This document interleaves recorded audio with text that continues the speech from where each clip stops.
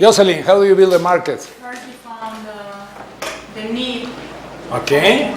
So you need to define demand. Yeah? And then you need to define supply. Good. Okay, so let's define first supply. That's easier. How do you define supply of carbon emissions? You limit the How do you define supply? What you're about to say is how you make the market, but how do you define supply? You have an industry that has carbon emissions. Okay, so what is carbon emission? Where does it come from? It's a raw material. Pretty much, but it is what? It's the result of what? Burning. Emission, carbon emission. What is? Burning Burning? carbon. Burning any kind of hydrocarbons, okay? So we said last class, one of the biggest problems that we are facing in our economies is we build technology, and our technology is based on consumption of energy, and the energy that we use is hydrocarbons, okay? Basically, that's what you do. I mean, there is now other sources of energy, but the basic source of energy for everything that we do is hydrocarbons, okay? So whenever we use oil, whenever we use gas, whenever we use carbon, we use that energy. As a result of the process, there is going to be what? There is going to be some remainder that I don't use. Yeah? I'm going to burn oil, but not all the oil burned is going to be utilized. There is going to be some excess in the process of production. And when I finish my process of production, the excess I throw away. I throw it away as emissions. Yeah? And so if I'm throwing it away as emissions, what I'm doing is I am sending out what is called, in a common way, carbon emissions. Yeah? And we know now that whenever we are emitting this CO2 or whatever, when it goes into the air, it creates problems for the world. Because what it does, it creates problems for the ozone layer, or it creates problems for temperature, global climate, warming, etc. So when people came and they said, well, let me see, where is the supply coming from? From the utilization of this in the production process. So whenever I use oil, whenever I use gas, whenever I use carbon or any other of these things, I am going to be using it and producing cars, this, that, but I also produce emissions. Yeah? So when I produce emissions, those are a contaminant polluting the world. I found the supply. Demand. Who wants my emissions? How can I make a demand? By limiting the amount of emissions people can have, do, create. So, anyone wants emissions? Who wants emission for his house? No, okay? So what I'm going to do is I'm going to walk and I'm going to say, if you continue to produce this amount of emissions, this amount of CO2, etc., into the air, one of the problems that the world is going to be facing is that the world is going to be in trouble in about 10, 15, 20, 100 years. There is going to be global warming, there is going to be an ozone layer that creates cancer, there is going to be this and that, okay? Yeah? Today I'm an example of that, okay? I went to see my dermatologist and she just killed me and said, you have too many of these things. Okay, why? Because I've been exposed many more years than you to the sun, and because all the deterioration, the sun burns your flesh, even though you may not believe it, and you are going to have spots over time. And some of them will become cancerous, so don't, God forbid. But as you go into that, you know that there is an effect on you as a person because of this polluting of the world. So I can establish as a government two things. I can come and say, you can only produce 3,000 tons of emissions, if you want to call it that way. Yeah? If I do that, I impose a limit. And what I'm saying to you is, whatever you do, however you produce, once you reach 3,000 tons of emissions, you cannot produce anymore. I am setting the limits of pollution. I'm telling you how many CO2 can expel a car. You have to modernize the motor, make it in such a way that it will not produce that amount of CO2. It will have to reduce this. So I go to the industry and I tell the industry, my standards of pollution are that your car cannot produce more than 10 tons of CO2 during the regular course of a year. And because you only can expel 3,000 tons, that means that you can only produce 300 cars. So once you reach 300 cars, end of story. You cannot produce more cars. What about my neighbor? Well, the problem is I already told everybody, because I know that you're going to be producing 300,000, and so each one of you can produce 300. I need 1,000 companies, that's it. Or a company can be the only one producing 300,000. Well, this is a very burdensome process, very complicated. And then I have to police the thing. I have to check that it's true. I have to do many things. So someone came up with the idea, why don't we do a market of it? Okay. We want to reduce the overall level of pollutants in the world to X. So what I'm going to do is I'm going to walk, and I know who supplies the pollutants. It's all these companies. Now I need a system that will create a market for emissions.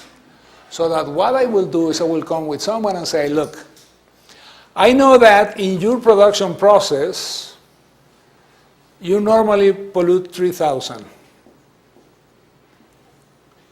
If you bring this down to 2,000, I'm going to give you a carbon certificate for 1,000. Which you can sell. And you can sell it to people in other industry or other country who don't have the capacity to reduce the level of pollutants that you have. And therefore, I'm going to give you an incentive to even go further and further and further into improvements that will reduce pollution. Because the more you reduce pollution, the more I'm going to be giving you carbon emission certificates. And those are negotiable. So you take your carbon emission certificates and go to a place and say, who needs carbon certificates? And so I am starting producing in Mexico, and I don't have the capacity to have the kind of machinery that you're talking and everything else. And I know that I'm going to be emitting 3,000 or 4,000 tons of this. So I walk to you and say, I'll buy your certificate for 1,000. So you do the saving and I take advantage. And then the incentive for you is, the more you save, the more certificates you have, the more you can sell them to me. And we all define an overall limit. Okay? And I created a market. I created a market of carbon emission certificates. Some people buy, some people sell. As it turns out, the ones who pollute more are the ones who buy, and the ones who pollute less are the ones who sell. Through that, I'm distributing the cost of reducing pollution in the world, and I'm avoiding a problem which is, if I force these people to do it and other people don't, then if they finally fulfill the commitment for all the industry, I may have free riders doing the same. I want to share the costs, I want to share the benefits, and this is a very efficient system because it's a market efficient system. Okay? Now, I have people who believe that this doesn't work anyway. So just to give you an example of what happened to us, okay? And it's nice. Because we switched from the old energy system that we had, this substation, all those things, to the new one, we are reducing a lot of energy. because we are reducing a lot of energy. The investment in the new machinery that we had to buy, I don't know if you ever saw the old one, when you get into the university and you see all these huge tubes and things which are like the salute, like from the 19th century. No, you haven't seen it? I mean, as you walk into the university and you get through the front, well, there's only that door now. You get through the front door and you go to left, and you will see on your left, that's where the whole energy distribution system that we had before is still there. It's a very old one. You see all these huge things. And then you see a small little thing about this size from here. We have a new station there, which is about this size, and it has the power about 3 times the other one. And it's energy efficient, so you reduce the consumption of energy in the whole process. When we decided to do that, we went and we looked for carbon emission, because what we were about to do was to reduce, I don't remember, let's say 100 tons per year of pollutants into the air. And so we said, look, let's take advantage of this. So we went to the European Union office, and we said, we're going to be doing this. We will do it if you help me do it. And in order for me to do it, I need to defray cost. And to defray cost, what I can do is I can show you how much I'm going to be reducing, and then you recognize that as carbon emission certificate for me that I can sell to someone in Europe who wants to pollute. And so we were able to reduce the cost of investment through that. Because what happens is, you guys said, look, I'm going to be reducing this, give me yours. I get a certificate, I sell the certificate, and someone in Europe is polluting, and we are not, and we reduce the cost. So there is a market and it works. And you can take advantage of that. Companies should take advantage of that. These are the things that many companies in Mexico don't do. Because you have the market, if you go into a different production process that reduces pollutants, then you can go into the market of carbon emission certificates. And as you go there, you make money, and that helps you reduce the cost of your investments in improvements. But in Mexico, does it work? Well, if you know how to move around like we did, yes. But because it's a worldwide market. And the ones that really have a stronger position on that are the Europeans. Okay, any other question? Again, this is an example of free trade, okay? Because if I have free trade, and I can trade these emission certificates, then even an institution like ours can get into the market and benefit from the fact that you have a market in Europe for this purpose. Let's look at this then. Who read it? Everybody. So I want to volunteer. How about you volunteering? Yeah. Tell me, what did you read in this article?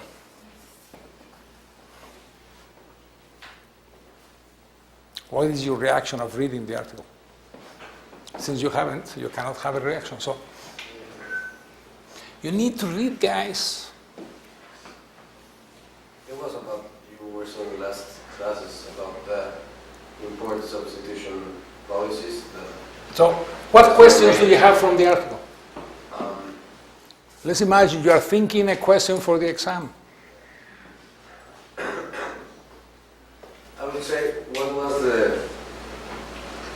why the mentality changed in some short period of time to change from import substitution to start opening the economy? How do you phrase your question? What kind of reforms the government made in order to solve the crisis?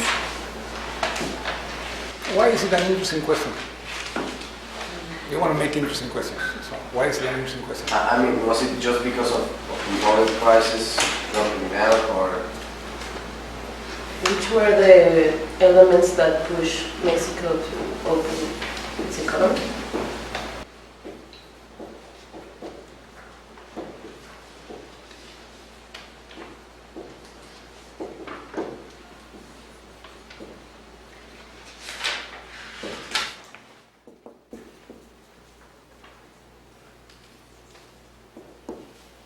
Do you like that? Was Mexico pushed into opening its economy? Does it need to, like, how do you say, I'm like very open, I don't know. Jose, what do you have in terms of this?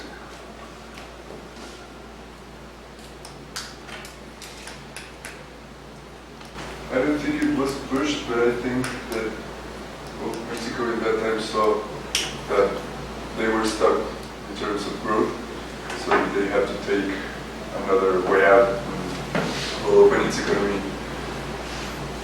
Was looking promising. Do you agree with him? Yes. Okay. Why? Well, because there wasn't like someone or an organism that was telling them, you have to open your economy, but it was more like a process in which Mexico was opening its industries and economy to the world. You're in agreement? What? Are you in agreement? Yeah. Why? Because You cannot just say yes. Why? No, Everybody is forced to talk in this class. also, I think that Mexico was kind of pushed because when it first was in the substitution of exports, Mm-hmm. the economy first began like to grow, but then stopped, and then Mexico has like to switch because that wasn't working for that. In early December 1994, the Organization for Economic Cooperation and Development and many private economies were predicting that Mexico's real gross domestic product, GDP, will grow by at least 3.8% in 1995. Footnote, which no one of you have read, you have to go and read. Mexico appeared to be on the fast track to economic growth and stability.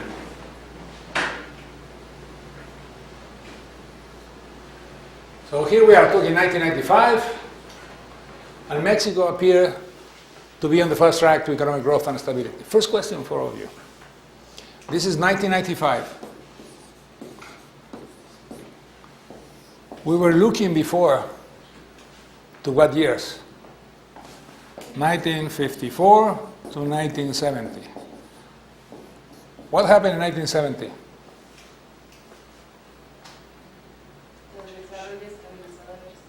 Okay, so desarrollo estabilizador.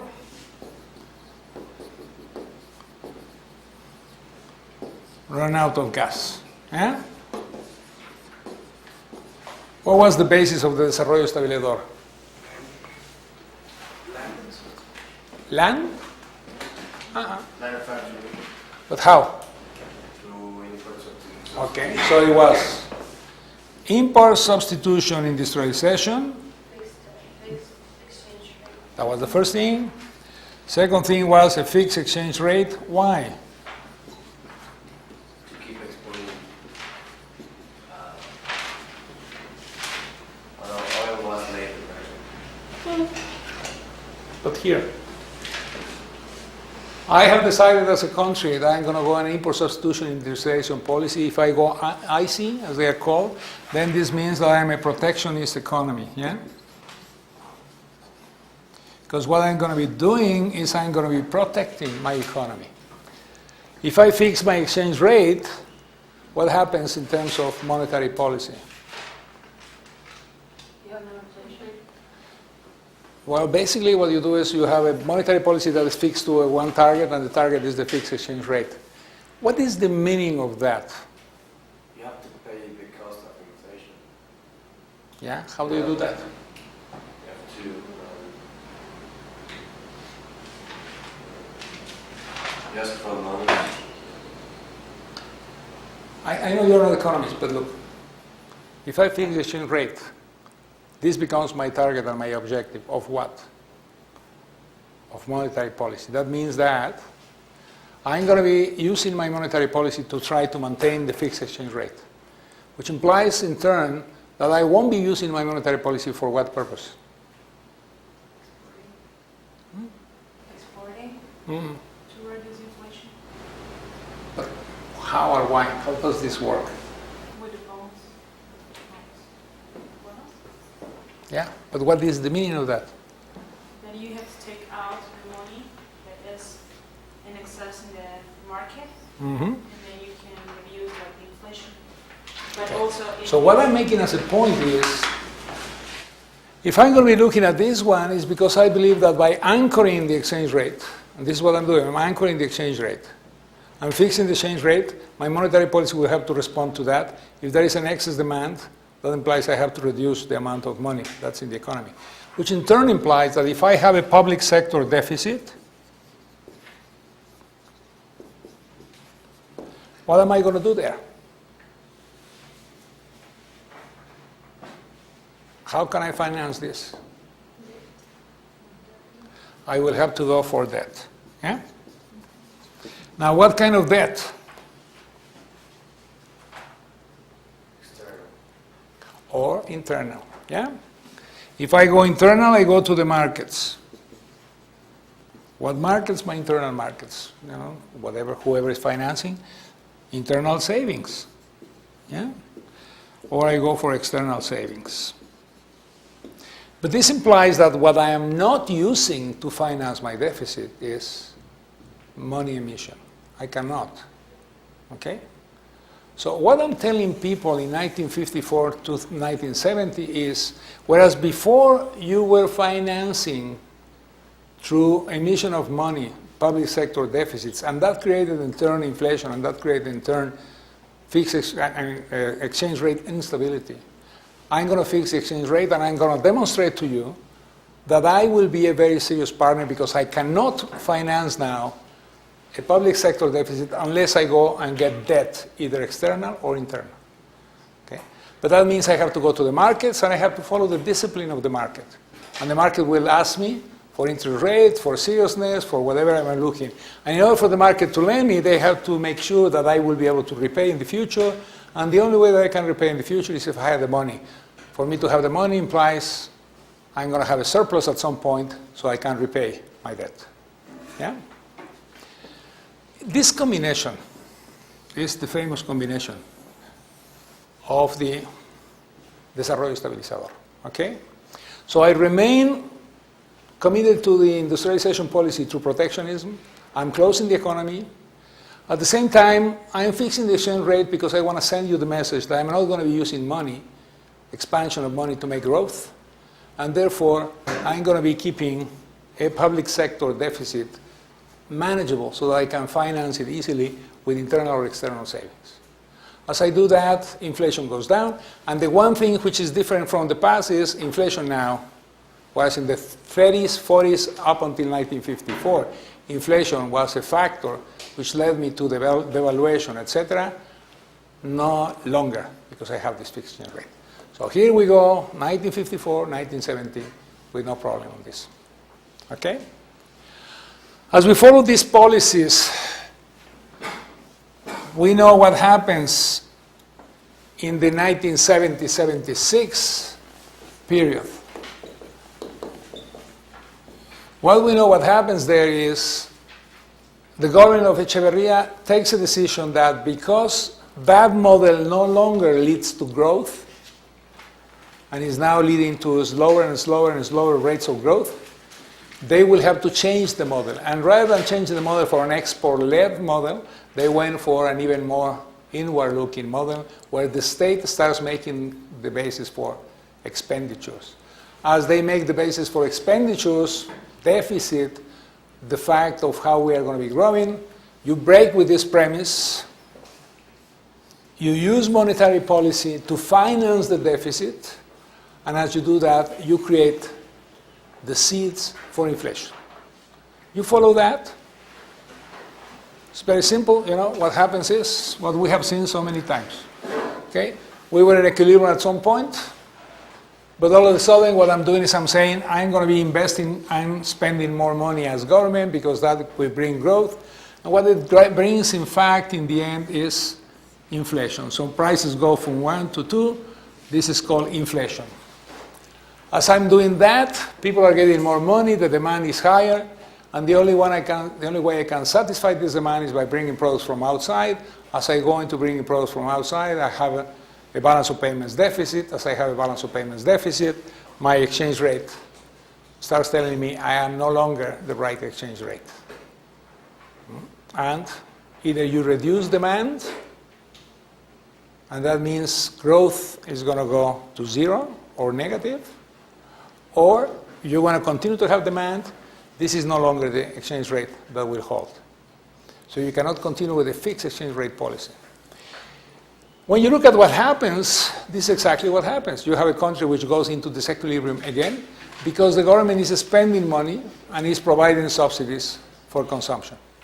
As they cannot go into more external debt, the first thing we notice is external debt goes up. And the second thing we notice is public sector deficit goes up. And finally, inflation goes up. Finally. No longer can I hold that, and I have a devaluation. Because my balance of payment was in disequilibrium, and I could not get money any longer from the outside world to finance the deficit of the balance of payments, I had to devalue. As I devalue, I get into a cycle of devaluation, inflation, etc. That's 1976. Yeah? Like, this is happening in Argentina right now. Yeah. Not yet, but it will. Yes. You can bet. So just wait until the devaluation, the inflation, and then go and buy an apartment in Buenos Aires, because what happened will be cheap, cheap, cheap, and they will be nice. Cheap in what? Cheap in pesos, okay? Very expensive for them in Argentinian pesos.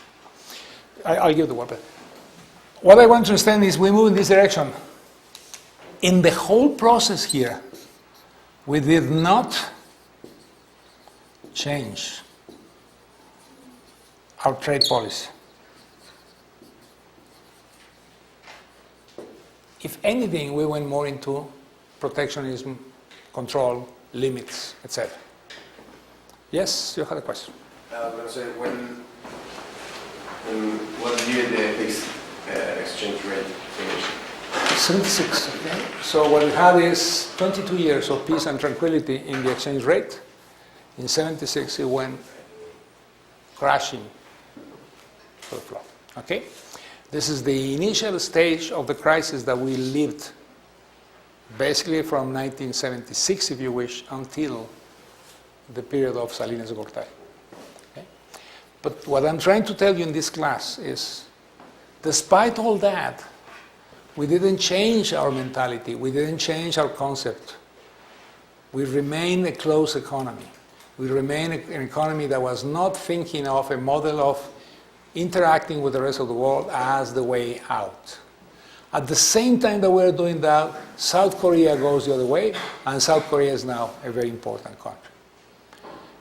This is the comparison that economists love to do. South Korea and Mexico, same levels in the 50s and 60s. Mexico better than South Korea. Mexico follows this path, South Korea goes the other one.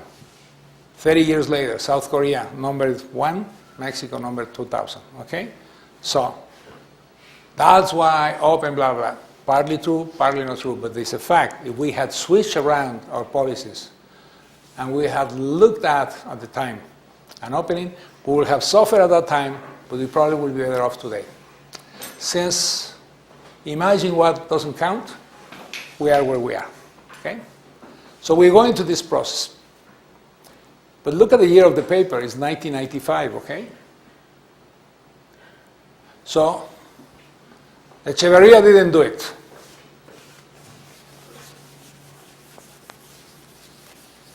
Then, Mr. Jolopo gets, okay? José López Portillo. So you don't think, yeah, I know you're going to be thinking bad now. José López Portillo becomes president 1976-82, okay? And at the beginning, he understands that he has a crisis in his hands, a fiscal crisis. So what he does is he goes into contraction of demand, trying to put together a policy that will reduce demand. That means exactly what you see Greece doing today, what you see Portugal doing today, what you see Spain doing today, okay? They go into contraction of demand. that will lead you to unemployment, crisis, low growth, etc. Tremendous political pressures. You do that, but you do not change your policies of trade. And then, around 77, 78, oil happens. As you get oil, you become rich. Except it's a lie.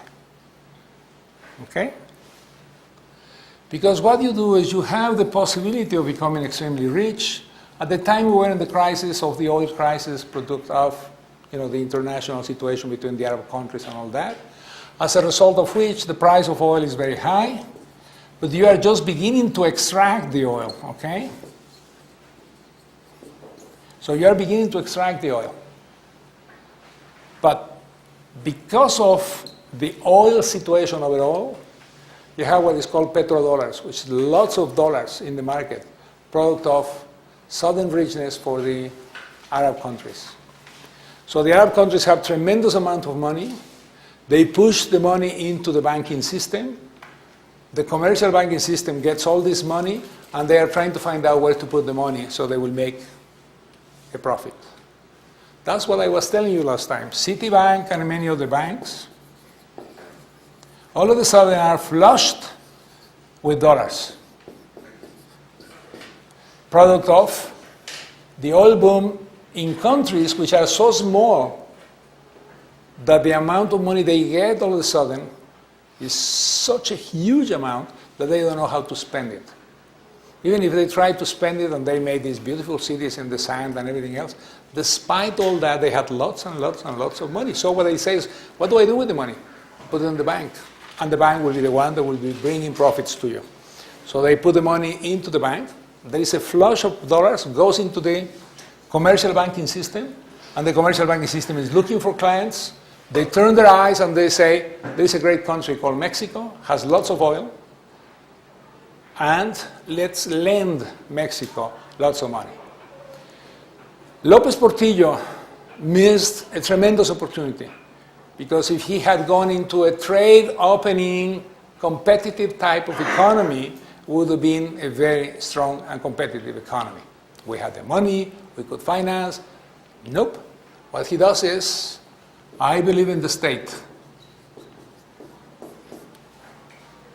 I want a statue of mine in every city in Mexico saying, López Portillo, savior of the Mexicans.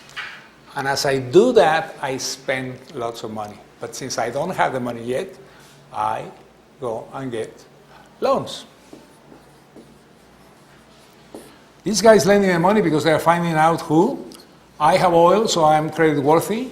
The combination of this credit worthy will bring me into 82. When the price of oil goes down, it turns out I wasn't as rich as I said I was. But by then, I am as poor as they say I am, because what happened, in fact, is I am with a tremendous debt, which oppresses me. Professor, why the price of oil went down? Because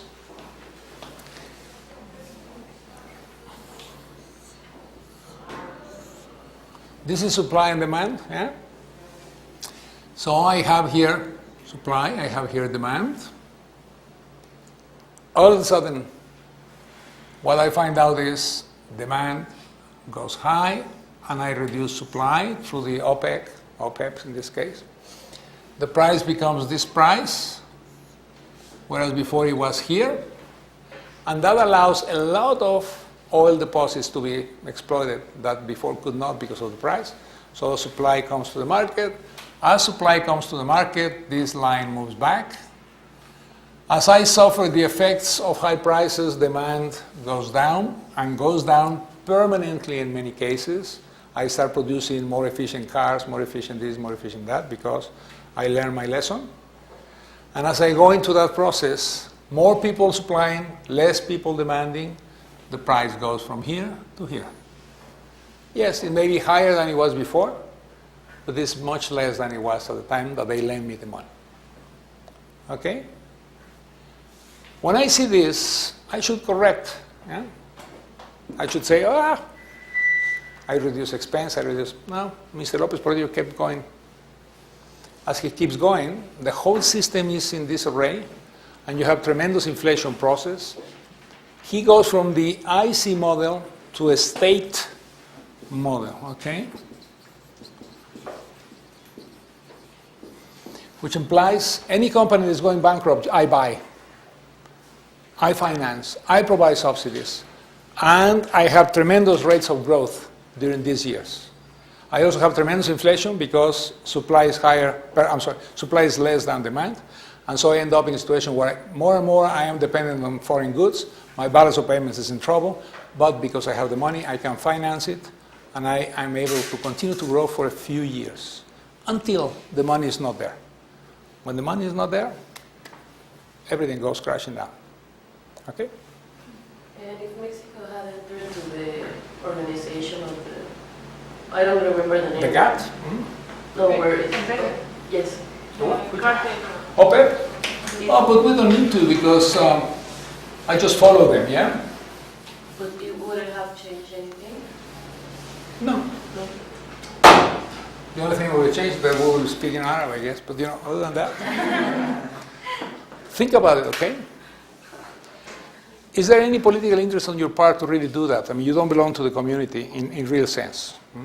But at the same time, this is one more argument against many policies that you were doing at the time. So you don't really need it. What you do is just follow the leader. Yeah?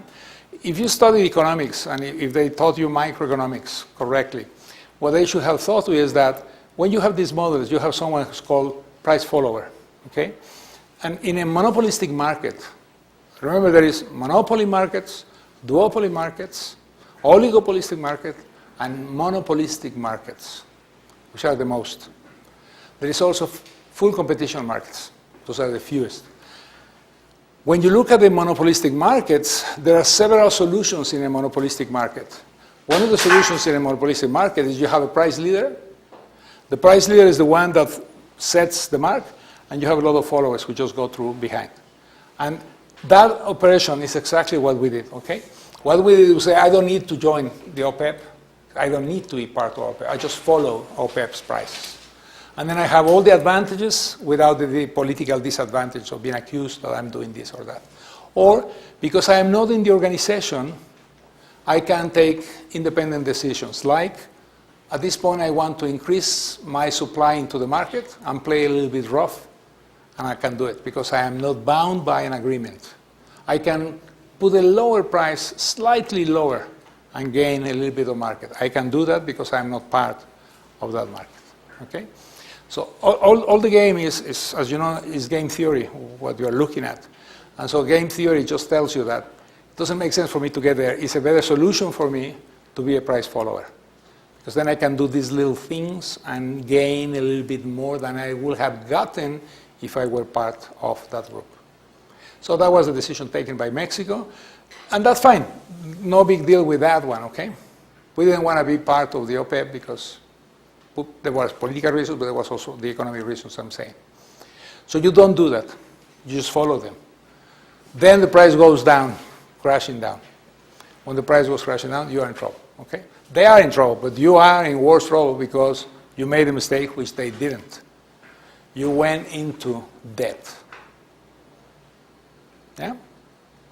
This is a very important lesson in your lives. Be careful when you go into debt. It's good to do it, yes. Don't overdo it. Sometimes it looks too good to be true. If it looks too good to be true, it is too good to be true. Okay? So don't do it. But we did it because I wanted development. I wanted growth. I wanted to make a change in this country. Professor, we saw what happened with Portillo, and you said that Miguel de la Madrid wasn't really convinced on changing the model. But what can we say about his period that defined? Yeah. That's why I'm using 1995. This paper talks about 1995. Who was in government in 1995? Cedillo. Yeah? So what we're talking about is something which is very interesting. The reason why I'm asking you to read these papers is not just because of fun, okay? What I'm telling you here, what he's telling you here is, you have two very complicated periods. Luis Echeverría Álvarez and José López Portillo. They really were non-believers in free trade. They were a product of their time. This is people who came from the revolutionary period of Mexico, the state, this, that, what have you. When we were faced by the boom of oil, rather than going into an opening of the economy, we went into a even closer closing of the economy. So, the time of reform happens. You have Miguel de la Madrid Hurtado, who gets exactly in 1982 and ends in 1988. And then you have Carlos Salinas de Gortari, who gets in 1988 and goes to 1994. This man was convinced that opening the economy was a solution.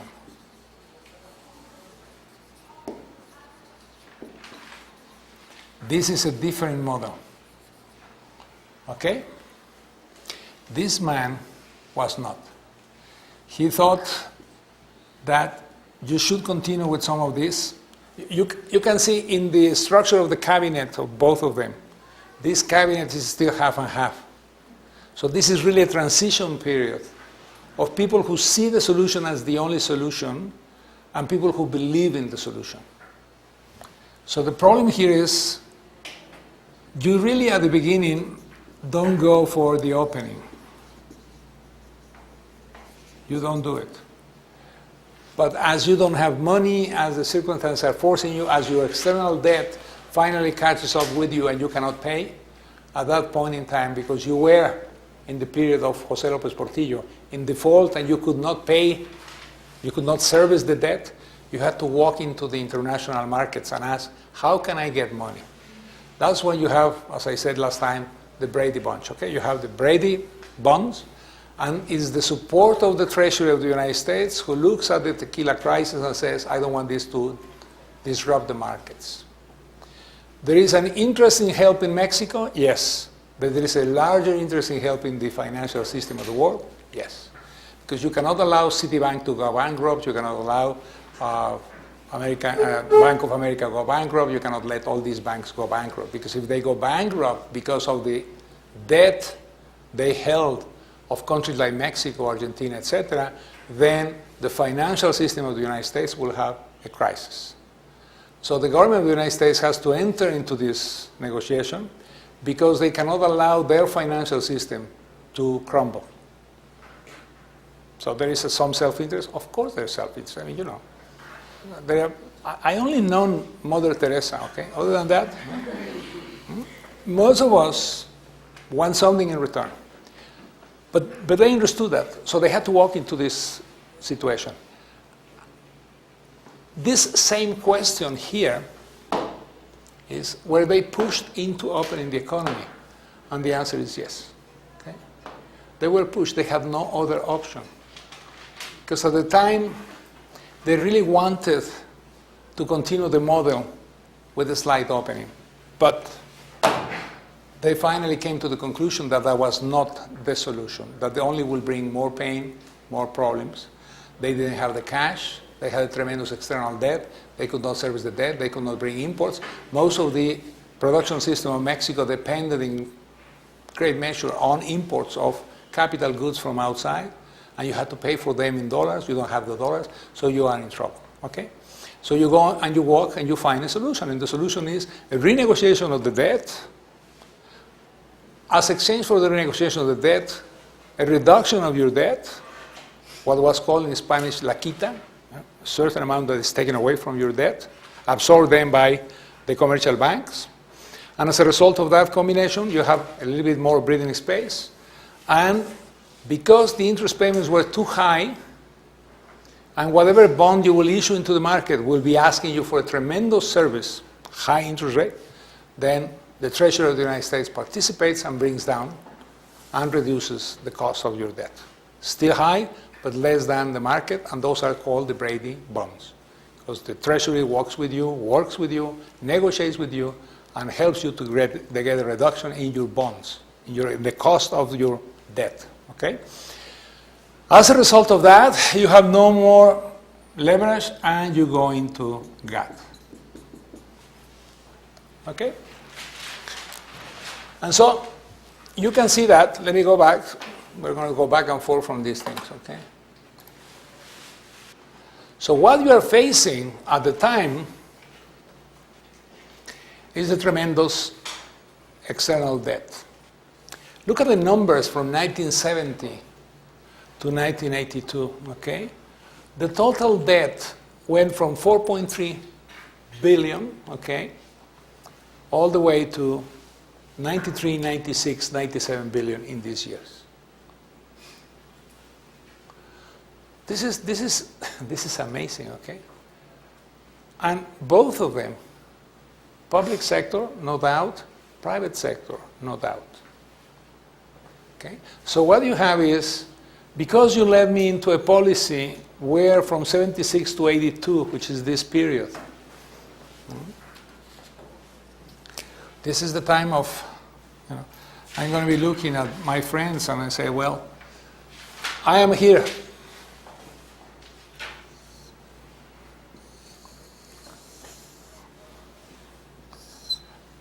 This is the time of Mr. López Portillo. What I have is a public sector that indebts itself tremendously.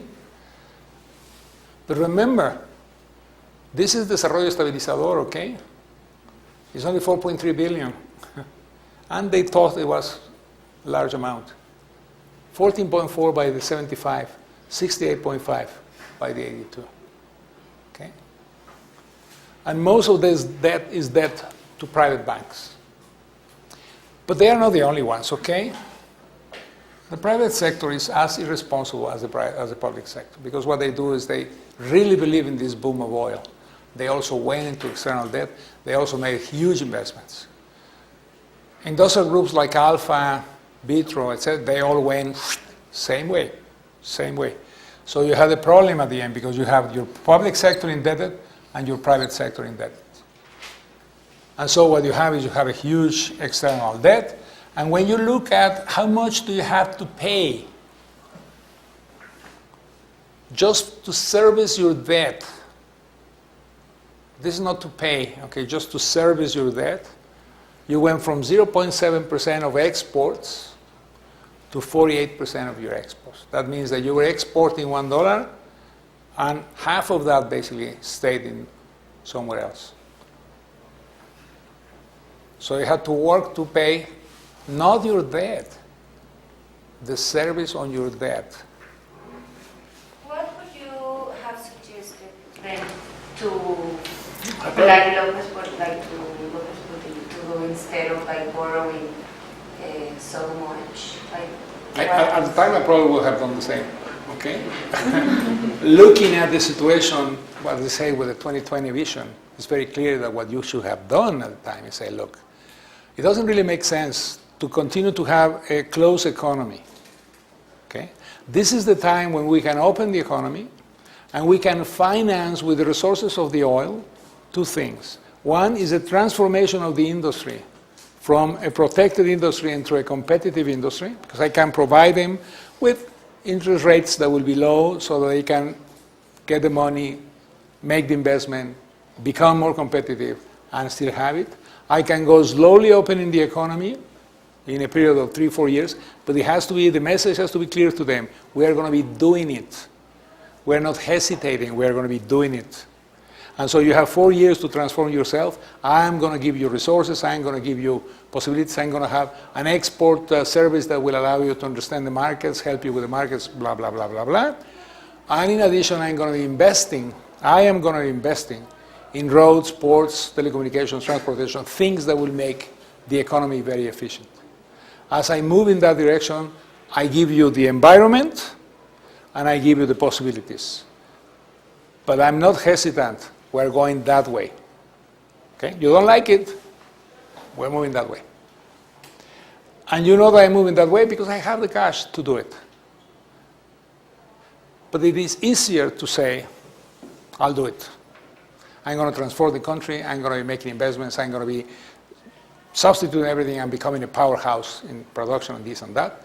And I will invest and invest and invest. And then you said, great, I have tremendous demand. I also invest. You are a company which is protected. You start producing more than you should. You go and you get loans from the outside world. And all of a sudden, you and I are here. Okay? And so what you and I find out is that for every dollar that we have to produce foreign exchange, half of it stays away from us. And that means that I'm really giving away half my fortune in dollar terms to foreigners, because what I'm doing is I'm working to pay interest on my debt, not my debt.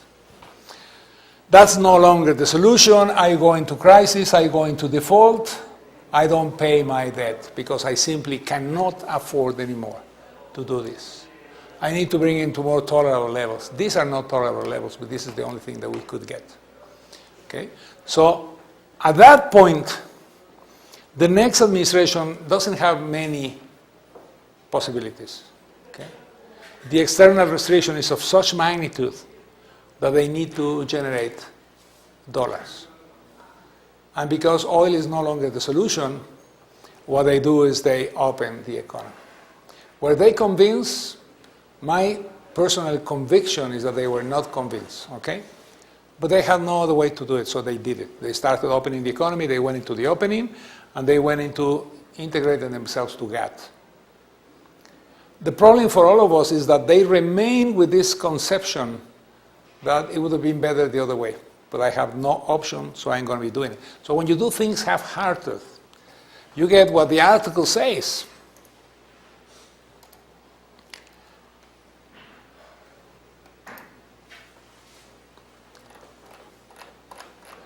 And what the article says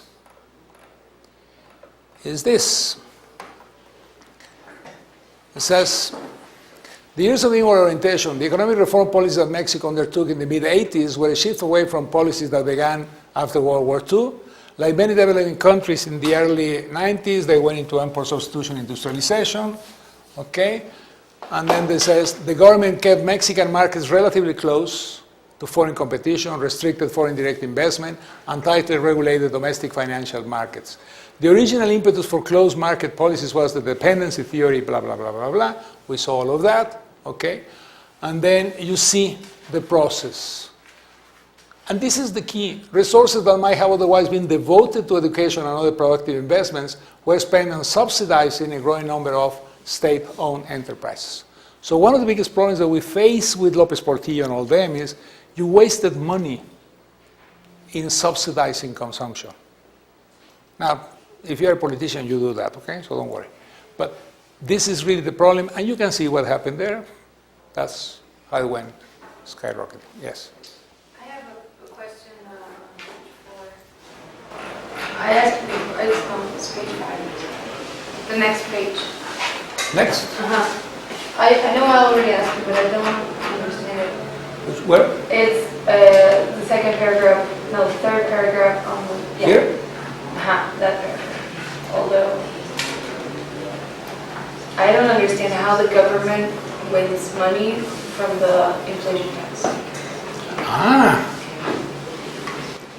The easiest tax to collect is the inflation tax.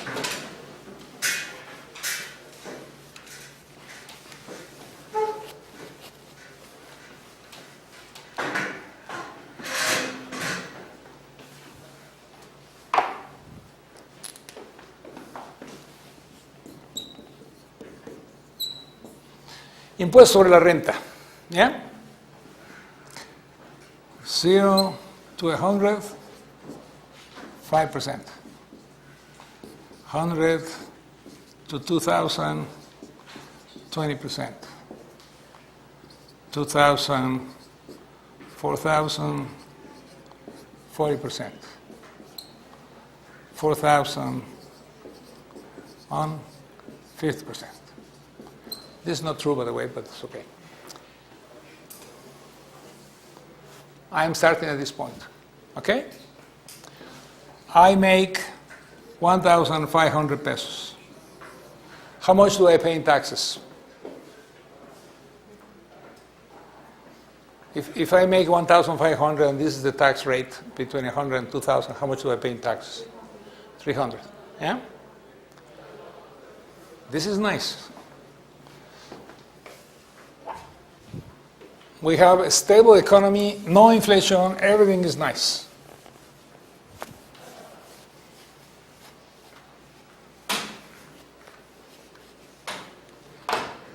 Inflation is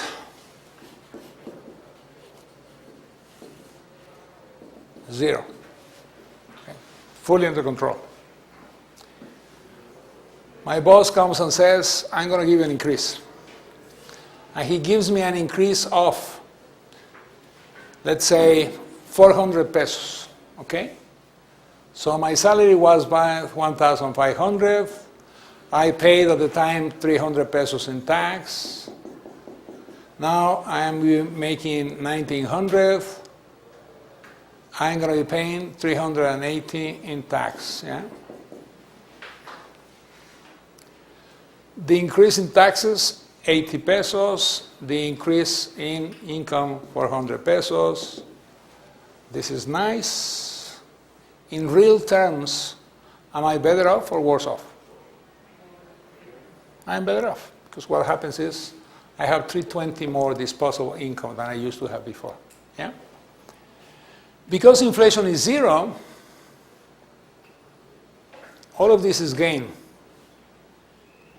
because the prices in the economy are the same. Inflation goes to 100%. Okay? My boss says to me, I'm going to be increasing you from 2,000 to 4,000. Okay? I'm going to be paying now. This is just in one example, okay? We can do this for the value-added tax and everything else. But then I'm going to go and say 2,000, yeah? 2,000 is what I used to win. Now I'm going to be making 4,000 because that's what my boss said to me. Okay? Whereas before I used to pay 20% and therefore it was 400 pesos. Now I'm going to be paying 40%, so I'm going to be paying, what's 1,600, yeah? And so my disposable income here is 1,600. My disposable income here is 2,400. I am better off. Because your prices went 100%. So whereas before with this you could buy 1,600, with this you can buy 1,200. Okay? In comparable pesos. Inflation has robbed me of this amount, but in addition, because they didn't change this, the government is getting more income than it used to make, even for the same levels of income. Now, this is one way of looking at it. The other way to look at it is, if the government owed money to you and to me, they owe to you and to me 50,000 in a bond. With an inflation of 100%, when they pay you 50,000, it's as if they had paid you 25,000. So inflation is taxing you. Doesn't necessarily mean that you have to have a tax, okay? Inflation is taxing you because I am creating inflation and I'm diluting either my debt, because in fact it's as if I had cut it to 25,000 in real terms,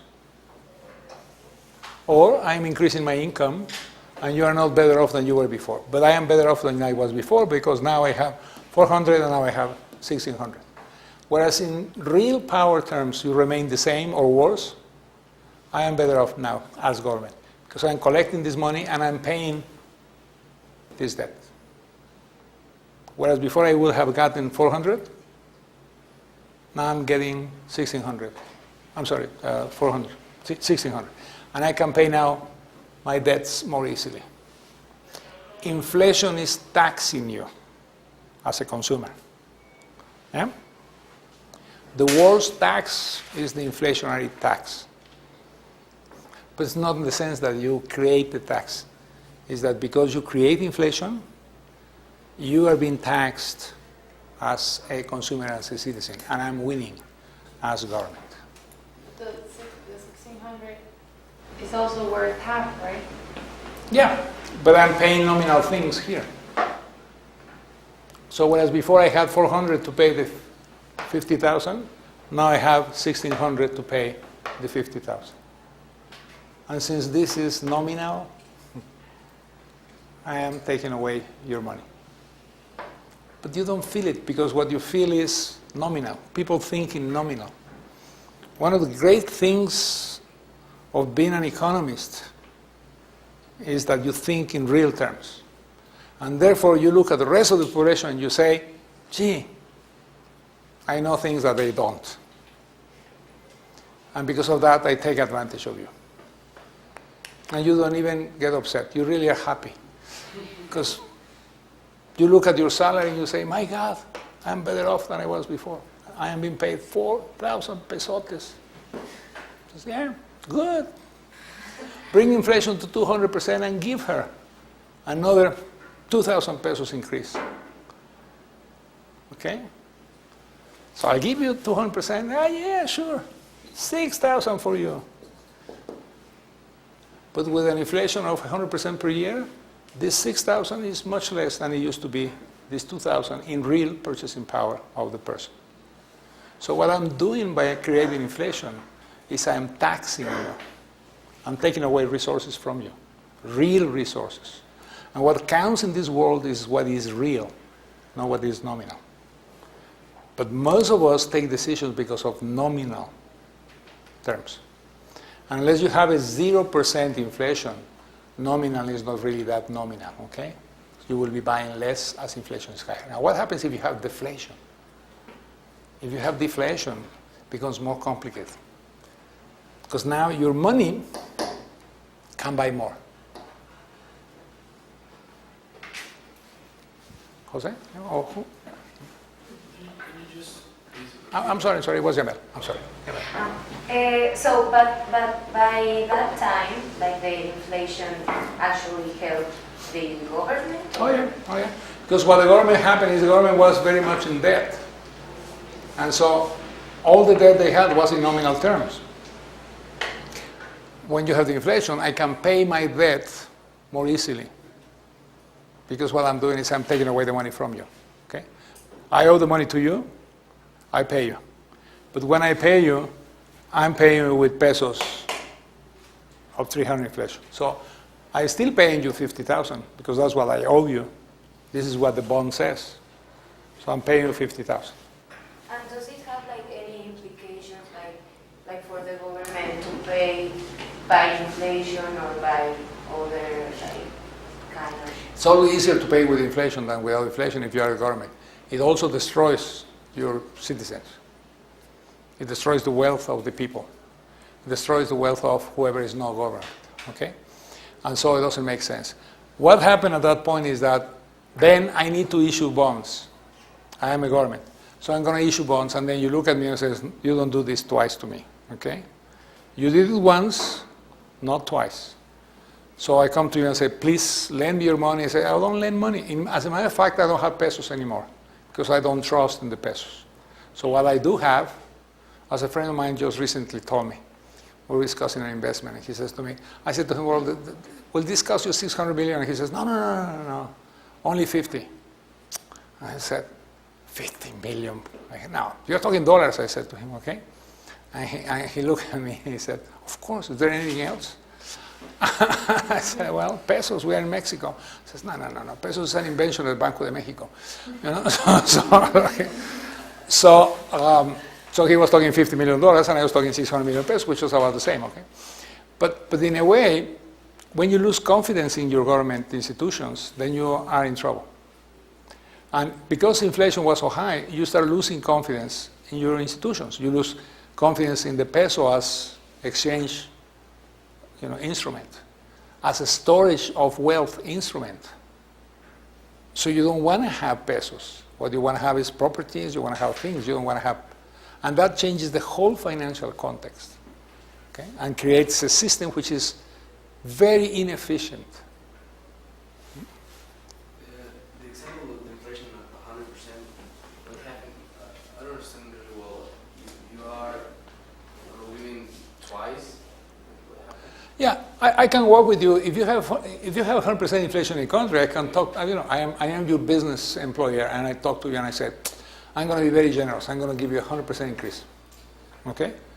And you will think about it and says, 2,000, 4,000, great. Give it to me. And so you walk out of my office very happy. And I'm also very happy. Because I'm thinking, he's going to be working, doing more, he's going to be happier, and I'm paying him exactly what I was paying him last year, in real terms. Okay? And so, if I can raise my prices 100%, nothing happens in reality. Because what happens is I sell my things at twice the price, but I have to pay you twice the price. Everything is the same as it was, okay, in real terms. But I can walk to you and say, look, I cannot do that, but I can give you 3,500. Think about it. This is more than 50% increase. And you say, yeah, that's great. I never got that. I usually got 1%, 2%. So you walk out laughing, and I'm laughing too, because I increased prices twice. So what I'm going to be doing now is I'm going to be exploiting you a little bit more. And you're happy. This is what I ask for every single day, okay? Just one. One of these guys. Remember that joke about the man who used to walk into church? Huh? No? This is a man that walks every single day to Mass, okay? And stays there. And at the time of all these things, he just walks on. The only thing he used to say is, and so there's a person inside and looking at him every single day. And finally, cannot resist and walks to this guy and says, I'm sorry, I really don't want to bother, but I've been coming to Mass for the past 3 months, and every single time at the end of Mass, the only thing you do before the final blessing is you turn your eyes to heaven and do, what are you asking for? And says, oh, every single day I come to Mass and I tell God, just send me one a little bit dumber than I today. That's all I want. Okay? And so he was happy, okay, just one. Okay? And what he did is, inflation makes us that dumber person. Okay? Because the ones who cannot protect themselves are generally people who have salaries, fixed salaries, things of that sort. So when you have inflation, what you are doing really is you are taxing that people. Not in the sense of a formal tax, even though you can work it out through a formal tax. But you are taxing them because you are taking purchasing power from them. So whatever they do, they lost real wealth. When you devalue and you use devaluation to be competitive, what you are doing, in fact, is you are giving away the work of your people. Because what you are doing is, so that you can produce more, you are selling it cheaper to foreigners. So, in wealth terms, people are worse off than they were before. Now, you can be even worse off if there is no job. I agree with that, and sometimes this is the only solution. But the point is, if you go into a devaluation and you think that by devaluing you are more competitive, in fact, what you are doing is you are taking away from people in your country the possibility of living better off. That clear to all of us? So when people come to you and say, let's devalue, devaluations are not the real solution, okay? Because in the end, the devaluation will wear off, but in the meantime, you are losing wealth. With your own peso, you cannot buy as many things as you used to buy before the devaluation, particularly foreign things. So you lost. You are giving something to them. But it's a very neat, nice way of doing it, politically speaking. Okay? Because people don't understand this. This is the fascinating thing about not being an economist. That you go through life without knowing what people are doing to you. Okay? So what you have to understand when you are in your business company, you have to be very careful The only source of real growth is productivity, competitiveness. All the rest may work for a little while. You may use it for a little while as part of your strategy, but this is not the solution. As a company, as a country. Okay? That's the taxing. But the key thing here is, if you look at what he's saying, is that I have a high rate of inflation. That rate of inflation was telling me that I will not be able to sustain a fixed exchange rate, and therefore I was adjusting and adjusting and adjusting, and I was having balance of payments trouble all over the time. Okay? So what they said is, your biggest problem is government spending and large foreign debt payments.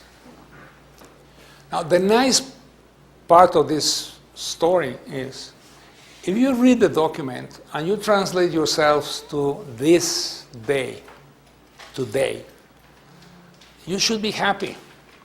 Because what this document is telling you is, we learned our lesson. In the middle of the worst and most important financial worldwide crisis, Mexico is okay. And the ones who are now, as they depict Mexico in this article, are the guys who said that we were terrible at the time. Now, it doesn't make you happy, that's okay, but we learned our lesson, we are doing things correctly today. Okay? But at this time, this gentleman had no option but to do that. So he moved into GATT, they started opening the economy, and you had a situation of crisis for many, many years to come, okay? So if you look at this,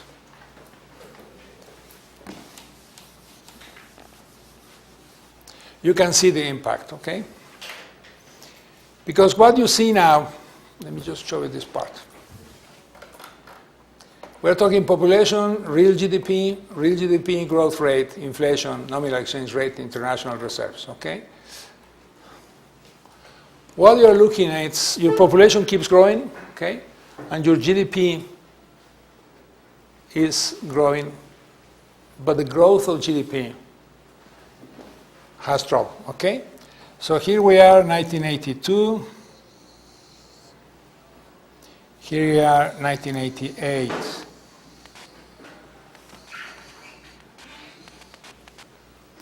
And so what you have as a country, you know, that if you look at the level of income per capita, it's going down from 5,900 to 5,300 in dollar terms. Now, this is an approximation to real terms because the dollar is a dollar is a dollar, okay? But look at what happened really. What happened was that I had reached a point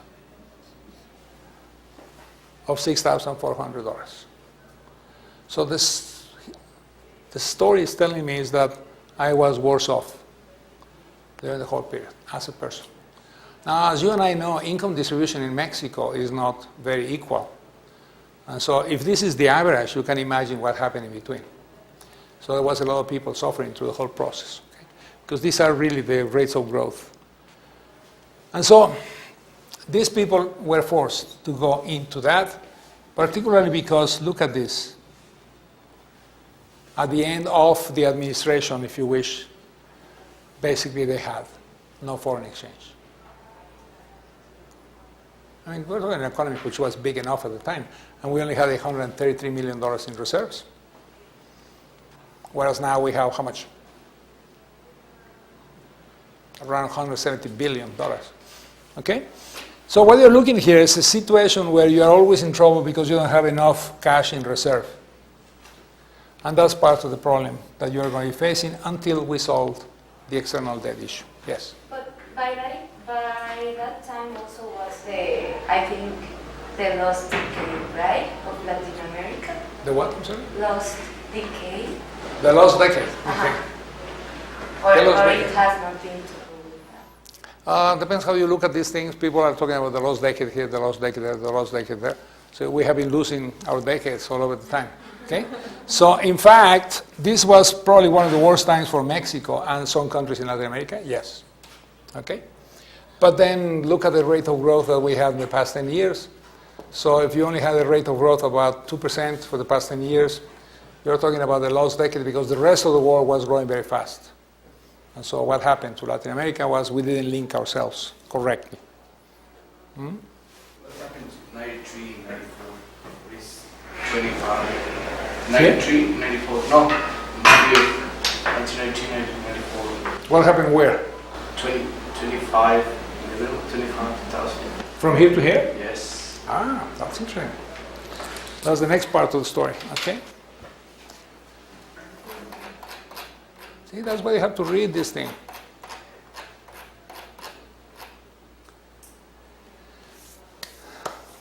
So the question he asks in his article is, here we are 1988, 1994, okay? And we believe, finally.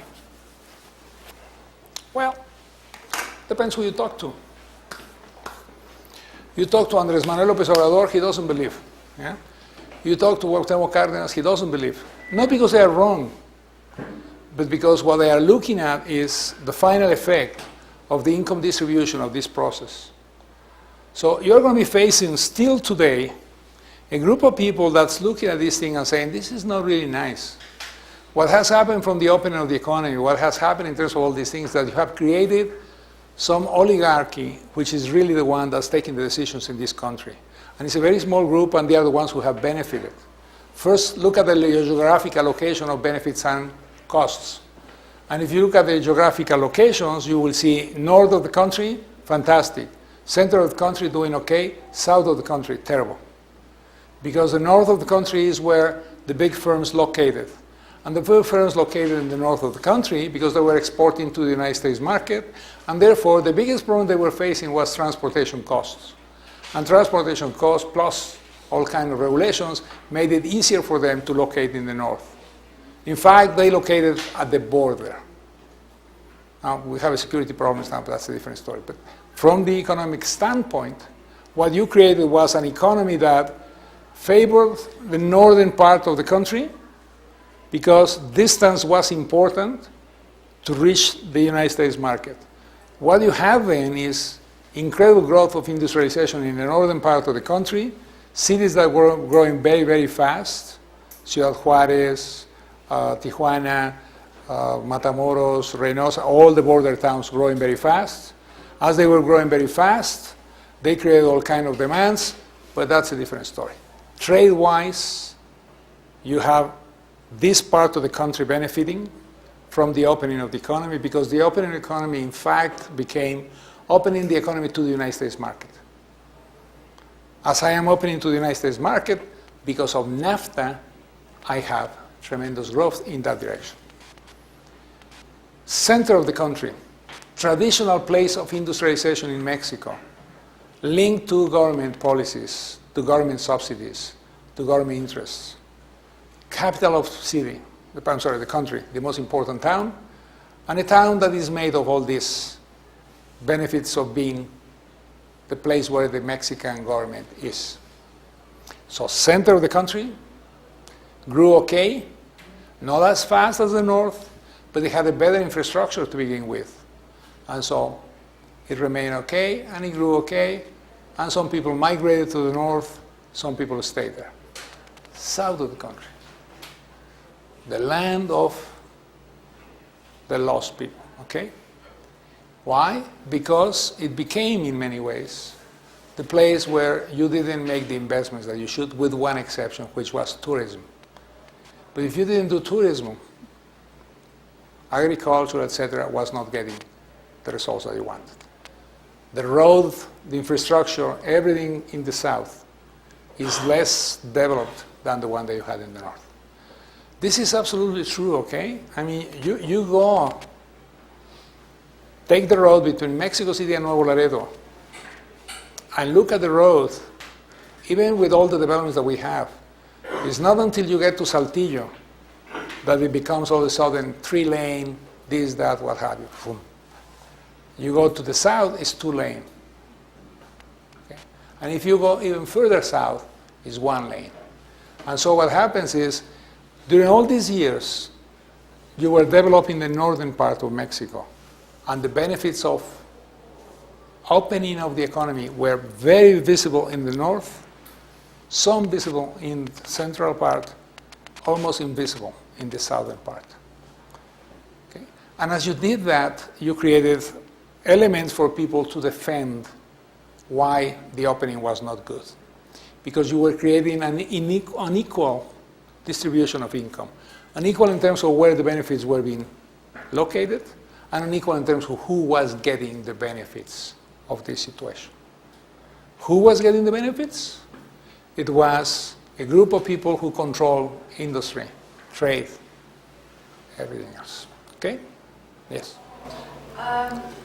During the De La Madrid administration, did they change the exchange rate to what happened to the exchange rate? The exchange rate became what you have right now, with one difference. You didn't go into a fixed exchange rate. You didn't go into the exchange rate that we have right now, which is a market-defined exchange rate. What you did is you went into a flexible exchange rate, and then you managed the rate. You created a band within which you will control the size of the devaluation. And the reason for that is that you were trying to avoid crisis in terms of impacts of huge devaluations, and therefore inflationary pressures on your economy. Inflation became the most important element to control, and as you did that, you made all kinds of strange arrangements. You made what is called the pacto. So everybody sat and said, well, look, I mean, we cannot increase prices like crazy, so let's all moderate our increase in prices. And there was a pacto, an agreement. And in that agreement, people will sit and will agree what will be the increase in salaries, what will be the increase in prices. And slowly through that, you were trying to control the inflationary spiral in which the country had gotten itself.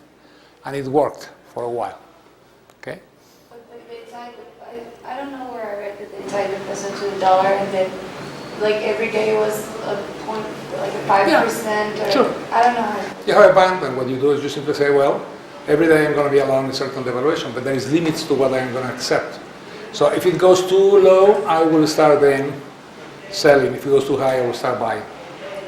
Because what I want, or vice versa, depends how you look at the situation. Because what I'm going to be doing is I'm going to be controlling the level of this oscillation of the exchange rate.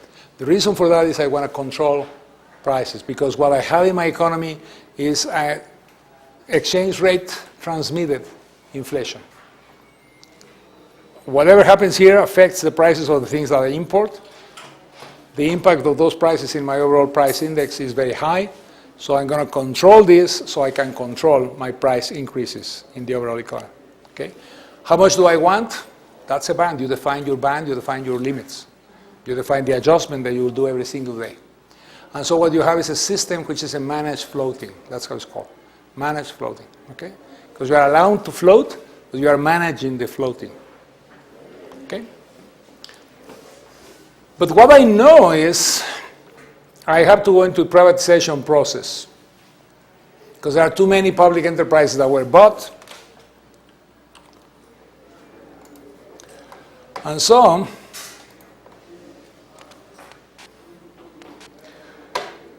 when I find myself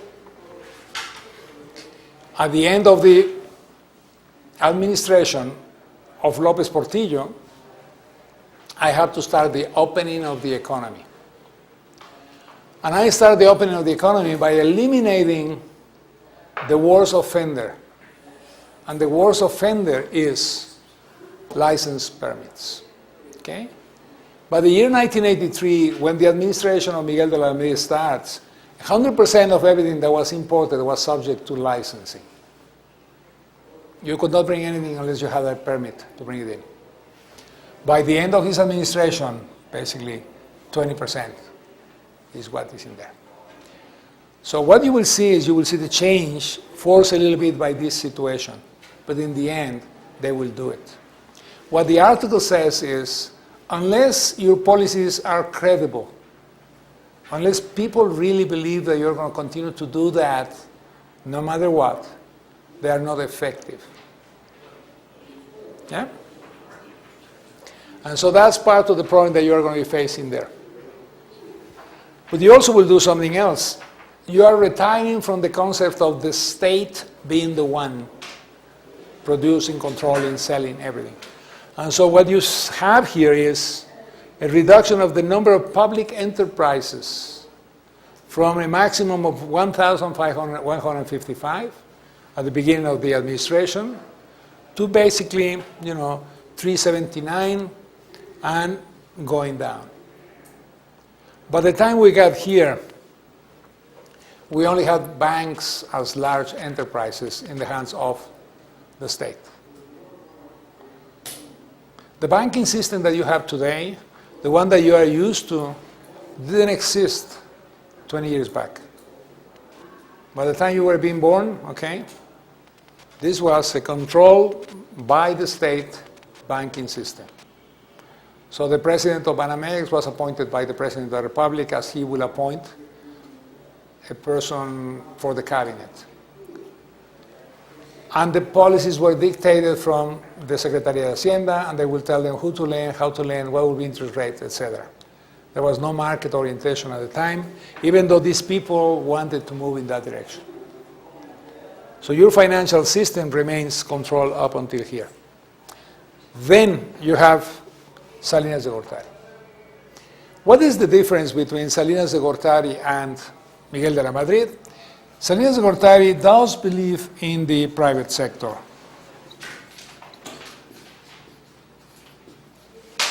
Miguel de la Madrid is forced to go into the opening of the economy and the privatization, if you want to call it that way.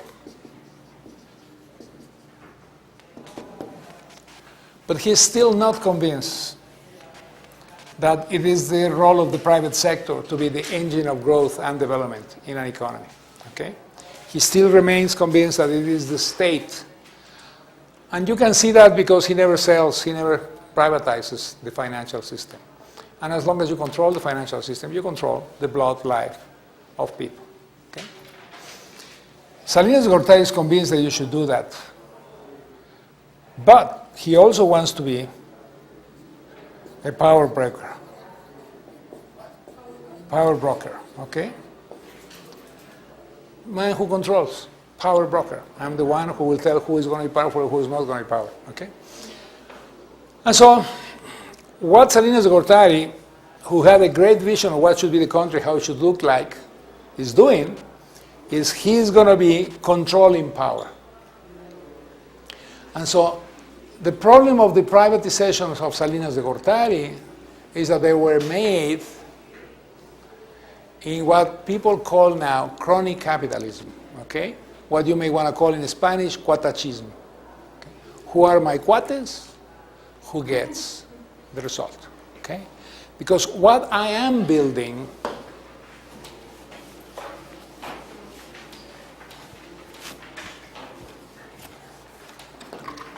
I am not only building a new economic system, I am building a new power system. Okay? I had a great opportunity. All of a sudden, I'm the president of Mexico. I had a clear vision of where the country should go. I know exactly what should be the role of the private sector and the public sector in the future. I know that we have to integrate ourselves with the rest of the world. All of that I know. But I also know that I have a unique opportunity, only given to Lázaro Cárdenas in the 30s of the past century, to transform the power structure of this country. And bring into the power structure young, open-minded, war-wise persons. And so, I'm going to start selling things. I'm going to start selling the phone company. Because the state should not own communications. I'm going to start selling the aviation companies. because the state should not be running the airplanes and the airlines of this country. I'm going to start selling the banking system, because it is not the role of the state to manage banking in the economy. On and on and on, okay? But there are two ways of doing it.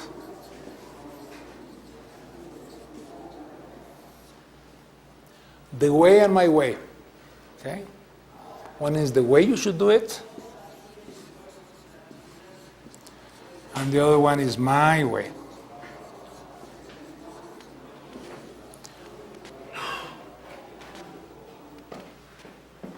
Which of the two will you choose? The way or my way? We have the power. Yeah. You do. You will do it my way. The way?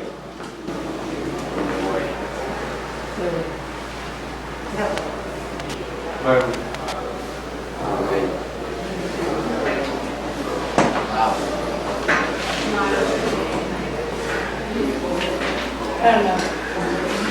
Okay.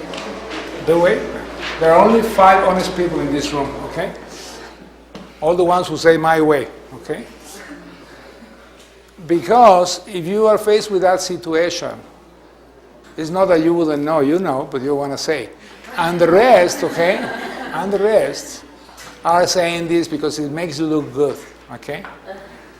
But in fact, the majority of us will think my way. The way is the right way, yes. But the majority of us is going to think my way, because at that point what you're going to be thinking is, well, I'm going to be changing all these things. And I am a person of goodwill. I really think that I can transform this country. I'm doing that. I'm transforming the country. I'm getting very good results. So I'm going to do it my way. Okay? But my way is the way anyway, so no problem. Because what happens is, I'm going to be opening the telecommunications sector, and I'm going to do it in a way that it will work. And so I'm not going to go and make a subasta. What I'm going to do is, I'm going to choose. I'm going to impose conditions, but I'm going to choose. It is going to be really good, yes. A private sector monopoly is better than a public sector monopoly if you look at it from the standpoint of an economic definition. If you look at it from a social definition, it may not necessarily be true. Okay? But if I look at it from an economic definition, yes, it's going to be much more efficient. Oh yeah, it's more efficient.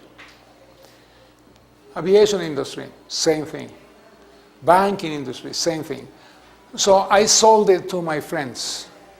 Not in the sense that they were my friends, okay, but people who will think like me. And in the end, all of this went into a privatization process. But I told all of them, don't forget what I am doing. Okay? So the reason why the way is my way is because I am opening the economy. And because I'm opening the economy, you're going to be subject to the competition of foreign producers. And therefore, even if you are the monopolist, and the reason why I agree that it has to be a monopolist is because you have to compete with large and huge companies which are foreigner, I'm still going to subject you to the competition of those big companies. And I'm going to allow United Airlines and Continental Airlines, which doesn't exist, but now they're one and the same, and I'm going to be allowing American Airlines, and I'm going to be allowing, and so I am convincing myself that I'm doing right because I'm opening the economy. But the biggest problem that I'm doing is because I'm opening the economy, but I'm not really opening the economy, because I remain with monopolies in key sectors of the economy, then I don't have the efficiency that I thought I would have. Okay? So in the end, I'm doing things fine. Everything is fantastic. Let me see this. Here you can see the difference in whatever was happening. I'm allowing foreign direct investment. And what I'm doing is an adjustment program where I'm liberalizing interest rates and credit policies. I am providing new instruments for savings. I'm going to the stock market. I'm issuing other documents. I'm providing inflation safe documents when I make an issue of bonds because they are going to be tied now to inflation. So I'm going to be paying a real rate of 3% plus inflation, whatever inflation is. And at that point you say, well, yeah, this is not the same thing I used to have before. I can now lend to the government because I know that the government is going to pay me 3% plus inflation. So if inflation is 20, I'm still getting my 3%. If inflation is 1, I'm still getting my 3%, okay? And I'm going to be creating more competition. What else am I going to do? I don't believe in this state business. I believe in creating a new structure of power, but I don't believe in this government doing everything. So I'm reducing the fiscal deficit, and that means the state moves away from many areas of production distribution because I am allowing the private sector to do that. I'm reducing taxes because I'm going to be spending less, I need less, but I want the private sector to have more. I'm going to be eliminating fiscal exemptions because those are favoritism to a few people. I'm going to be stimulating the repatriation of capitals. So I'm going to tell people, look, I don't care why or how you got your money away, as long as you bring it back, you will get advantages. And I create a program where if you brought your money, you were able to buy Teso bonus, and that will allow you, in fact, to do certain things. So we start making a lot of combinations. And I'm making a stronger state. I'm collecting better. I am better off. I am reducing tariffs. I'm freeing the market. I am signing free trade agreements because I believe in that as part of development. I renegotiate the external debt, and I reduced the amount I have to pay, and I'm bringing foreign direct investment as source of capital and technology to this economy.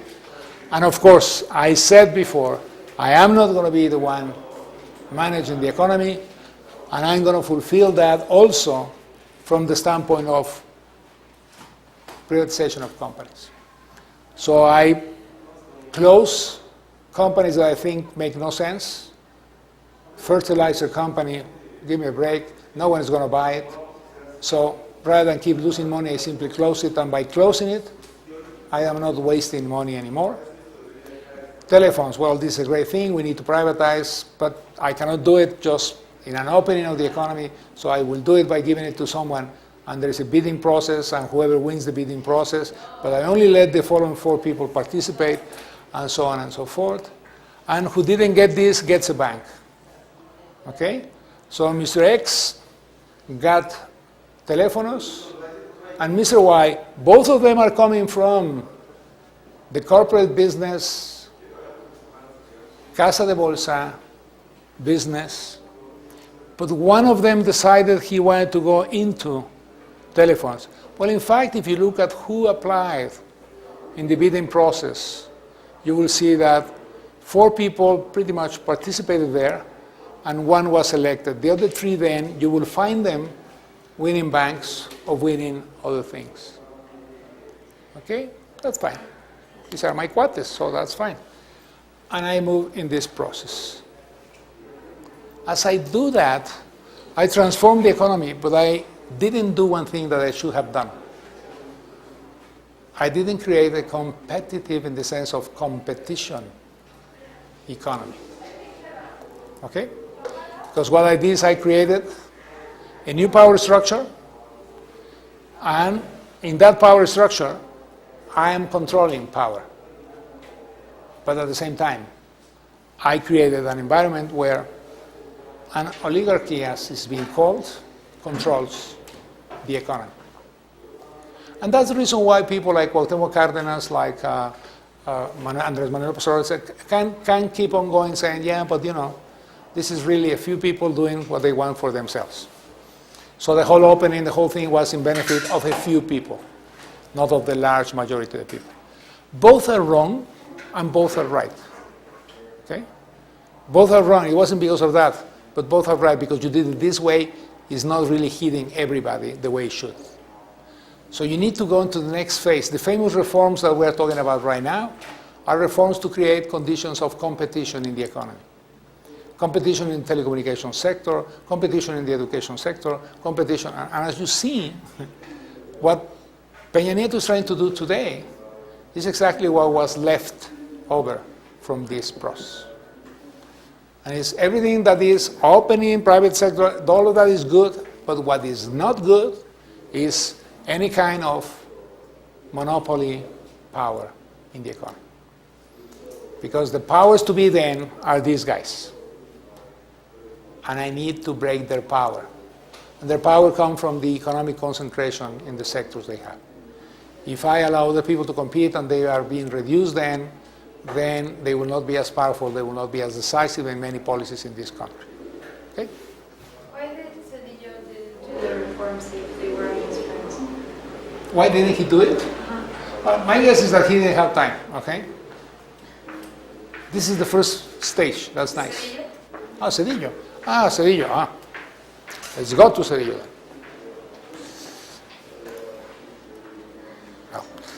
I'll bring you this later, okay? So, let me just let's go back to the first page.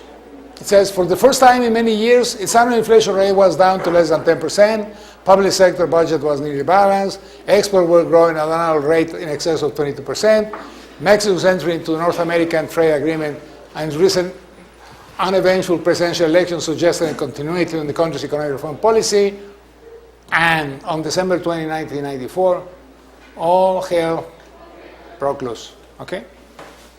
Why Salinas didn't go for competitions in the first place? Like, what did he decide to keep with the monopolies? Because he wanted to be my way. And my way is I am the kingmaker. Okay? And so I'm going to be giving you all this, and you're going to do one thing for mine. And the thing you're going to do for me is I'm going to be re-elected president. Do you like that? Yes, of course. So let's all work together to get me re-elected. All it needs is a change of the Constitution, but I mean, what the heck. We can do that many times over, as has been shown in the past 2 months, yeah? I mean, we just changed the Constitution for the education process. We're about to change it for the telecommunications. I mean, changing the Constitution is very easy in this country. All you need to do is convince a few senators, a few representatives, and then 16 states. And come on, 16 states is 16 governors. That's very easy. I'll give you the list of the 16 that we can change. In fact, I already talked to them, and they're willing to do it. So, do you enjoy being the owner of Telmex? Yes or no? Yes? Okay, so I enjoy being president. Tit for tat? Does it work? What would you say if I really... of course, I'm being facetious, but let's suppose I am serious. You sit and you think this guy may have the possibility, let's do it. And I really believe that by bringing you into my fold, I can do this. So what I did is I changed the power structure of the country. This is not a lie, okay? This is a before and after. Before you had a certain structure of power. After is the structure that you have up until today. Don't forget, Salinas is the one who put La Maestra, okay?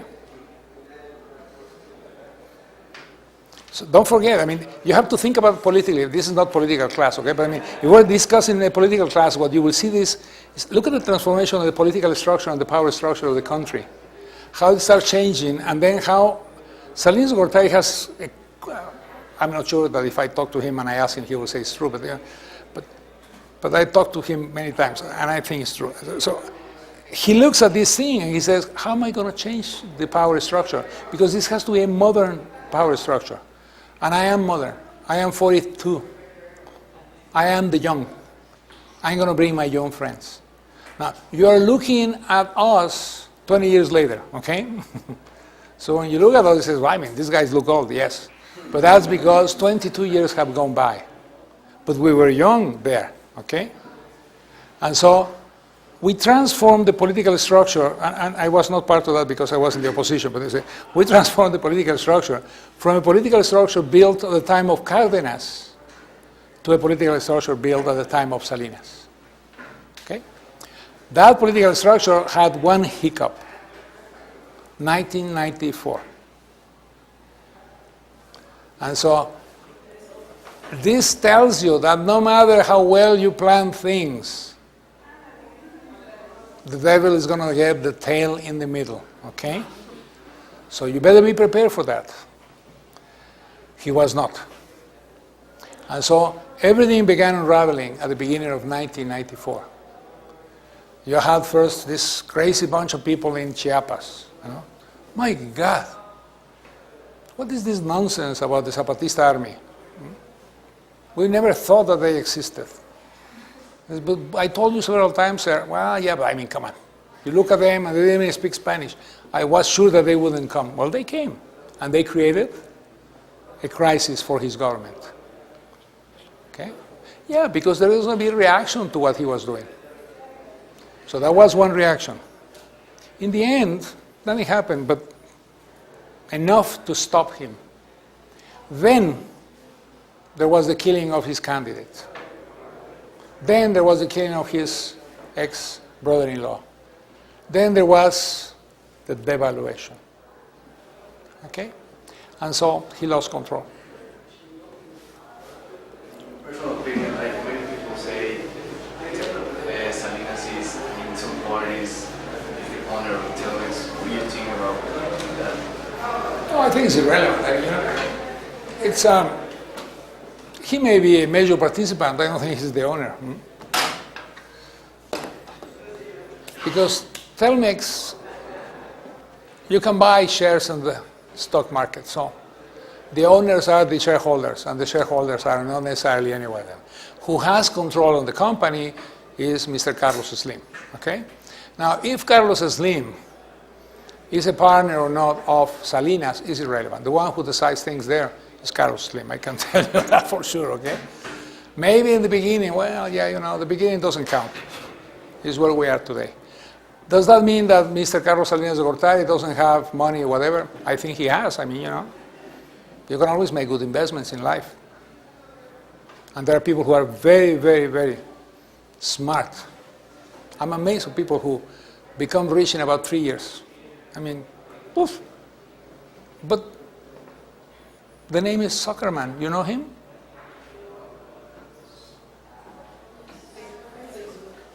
Yeah. You were thinking other things, yeah? Well, look at it. Zuckerman is a kid of 26 right now. He's worth how much? But he will become old, don't worry. So, the key thing is, people can become very rich without doing the wrong things, yes? So don't always think bad, okay? People make good investments in life. But this is what everybody thought will happen in 1994. Except the ones who really knew what was happening.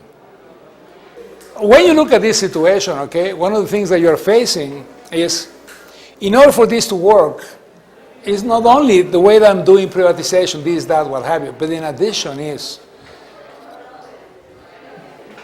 I was playing the game of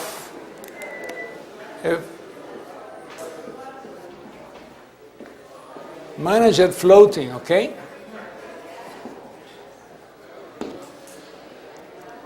And what I decided was that I opened the economy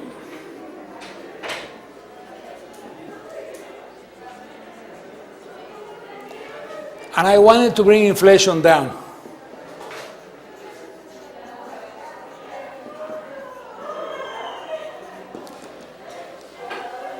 Let me go back to what I said before. What did I say before? If I want to bring inflation down, opening the economy, what do I need to do?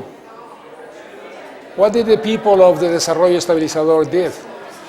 They fixed the exchange rate, okay?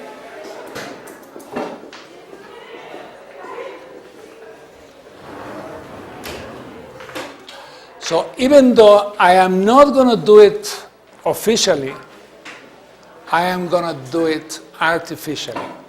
And what it implies is I want to bring inflation to the level of my most important partner because I am opening the economy, and I know that at the time about 90% of all my exports go, and if you want my imports too, all my foreign trade because of NAFTA is linked to the United States and Canada. I mean, 90%, okay? The other 10%, I don't have the numbers here, but probably was oil going to some other places. So basically what I'm saying is all my production process is linked to two countries, the United States and Canada. So if I bring my inflation rate to the levels of the United States and Canada, I am matching the two inflation rates. And because we have the same inflation rate, I can, in fact, have a fixed exchange rate. Okay? And so I'm using the fixed exchange rate, or the fixing of the exchange rate, if you want to put it that way, so that I reach the level of inflation of my two major trading partners, which are the United States and Canada. If I reach the same level of inflation, then the only thing that tells me who is more competitive is productivity. And productivity is based on a few things. The first one is labor productivity. If I have people who are as competent in producing things as those who do the same things in the United States, labor force, in the automotive industry, in these maquiladoras, in all these things, then I am as competitive or more than them, and I am more competitive for one reason. And the reason is labor costs in Mexico are lower than labor costs in the United States. And because I have a fixed exchange rate, basically, what I'm telling the other guy is my labor cost is equal to your labor cost. Okay? But in dollar terms, a little bit less. And as long as I keep inflation at the same rate as you have it, then I'm going to be more competitive because my salary base is lower than yours. Now, over time, I may start increasing salaries, but I have kept increasing salaries lower than the salaries that you have in the United States. So when I use a fixed exchange rate, same inflation rate, and I start from a lower productivity base, a lower salary base than you do, I am more competitive. If in addition I am as competitive in terms of productivity as you are, then in terms of the price or the value of that productivity, I am more productive than you. More people will come investing in Mexico. More people will be generating jobs. I will continue to grow fast by doing this. I remain in the open economy model, but the one thing I'm doing is I am bringing inflation down because it's the only element that I have not been able to conquer, and I'm doing that by basically fixing the exchange rate. Now, people look at these things and say, not true. It's not going to work. So people start playing with this game. But if in addition I have political turmoil in the country, if all of a sudden I have the Zapatistas, if I have the killing of this, the candidate of the PRI, if I have that, etc., then I get very edgy. And as I get edgy, I get my money out. What you saw on the other table was all of a sudden reserves are going to go down, which was your question. Because what happened is people, not because of economic reasons necessarily, okay, got scared and they began getting money away. But because I wanted to fix the exchange rate, because I wanted to bring inflation down, and that became my obsession, then as you go and buy dollars, and as the band that I have is beginning to show signs that it's going to jump over the band, what I do is I buy, I sell. I buy, I sell. Well, the problem is now everybody's buying, I am the only one selling. So what's happening slowly is my rate of volume of exchange is going down. My reserves are going down. How do I replenish my reserves? I get loans. And so I go to the financial markets and I tell them, look, I'm Luis Derbez, I'm a very nice guy, and look at me, how well I dress. So, and you look at me the first time and say, yeah, we borrowed him money, he paid very well, it was nice. Then I come the second time because a month went by, and I say, you know what, I need a little bit more money. You look at me and says, it was only 30 days ago that you came and asked for money. Yeah, well, a little bit of a hiccup here and there. I look at me and says, well, I'll tell you what, I'm going to lend you, but the difference is last time I lent you 10 years, 2%, I'm going to lend you 5 years, 6%. Fine. And then I'm back 15 days later, and I'm sitting at the bank, and you look at me and says, I mean, I know you like my bank, but why are you here? Well, because I need more money. How much? This much. Why? Because. Nothing wrong. I just enjoy testing my credit limits. And so you look at me and says, okay, last time, so this time I'm going to lend you, even a shorter period of time, high interest rate. And then I'm back a week later. By then you say, my God, this, I mean, I know he's trying to test, and he's nice, he's very, very nice. He dresses well, but he probably has only 2 suits by now. So what I'm going to do, okay, is I'm going to lend him at a shorter period of time, higher. So the maturity of the external debt of Mexico began shrinking, and the interest rates kept going higher. When Salinas de Gortari looked around, and this is November of that year, he found out, along with his team, Pedro Aspe was the Secretary of Finance, that he was on the verge of a collapse, okay? And he could not sustain the exchange rate as it was because they didn't have money. So they invented all kinds of instruments. They invented an instrument called Tesobono, which was, you lend me in pesos and I'll pay you in dollars, okay? So they are dollar-denominated debt from the Mexican government. High interest rate, shorter periods. Please come in, come in. And so as you look at this, what you start seeing is a situation where, because I want to keep the exchange rate almost fixed, because I want to bring the inflation down to single-digit levels, I am doing everything wrong. I should have the value a long time ago. There are all kinds of anecdotes that you can think about, whether they're true or not, who cares? One of them is that in the 20th of December celebration, Cedillo, who was at the time the president of Mexico-elect, and Salinas, who was then still president of Mexico in functions, sat with the people who were going to be the Minister of Finance and the ex-Minister of Finance, meaning Pedro Aspe, ex-Minister, and Serrapuche, the Minister of Finance. Remember Serrapuche, the one who negotiated NAFTA, all these things? He now was going to be that. Now, there are all kinds of anecdotes. You can tell me all the stories you want. Salinas told Cedillo, Ernesto, if you keep Pedro Aspe for a year and a half, nothing will happen. Ernesto, I am my own man, I want to have my own team. I really don't like you and I don't like your friends. Serra is my friend, I'm going to put Serra. If you do that, you're going to be in trouble. Who cares? Blah, blah, blah, blah, blah. Carlitos, you need to devalue. Do it now before I get in. I will never devalue over my dead body. Yeah? Whatever the conversations, reality is one. On the 1st of December, Cedillo gets into government with full knowledge of what is the situation of the country in terms of reserves and the foreign balance of payments, the external debt situation, the need to really repay short-term debt very quickly in large amounts the moment he takes over. Salinas de Gortari knows what he's passing on, and yet no one does nothing, okay? So what you're going to find is a country that, from this perspective,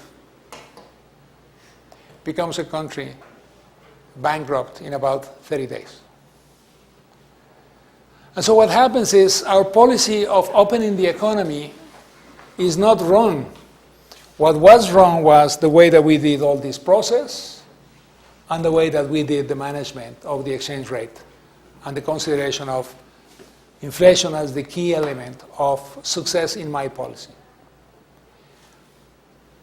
As you come to power in 1st January 1994, the conditions for Fox to become president become real, which is something I couldn't believe, but then happened. Which is because everybody really bought the story about how Mexico had now come out of all these problems, everything else, etc. And how everybody bought the story that you could become a true citizen of the world, middle class, a la United States. Everybody bought houses, everybody got debts, and everybody did that at what is called floating interest rates. Okay? Because our whole system was in equilibrium. And because the system was in equilibrium, which is what everybody thought, now we know that it was an unstable equilibrium, as the economists call them. But everybody thought it was a stable equilibrium. Then I trusted you guys, and when you told me that I could go and get a loan, and that loan could allow me to buy my house, and I could buy my house at a 3% interest rate, and I will be making interest payments very low, and everything else, and everything else, and everything else, and I can have my car, and I can have this, and I can have that, I went into that. And so Mr. Mexico average became indebted.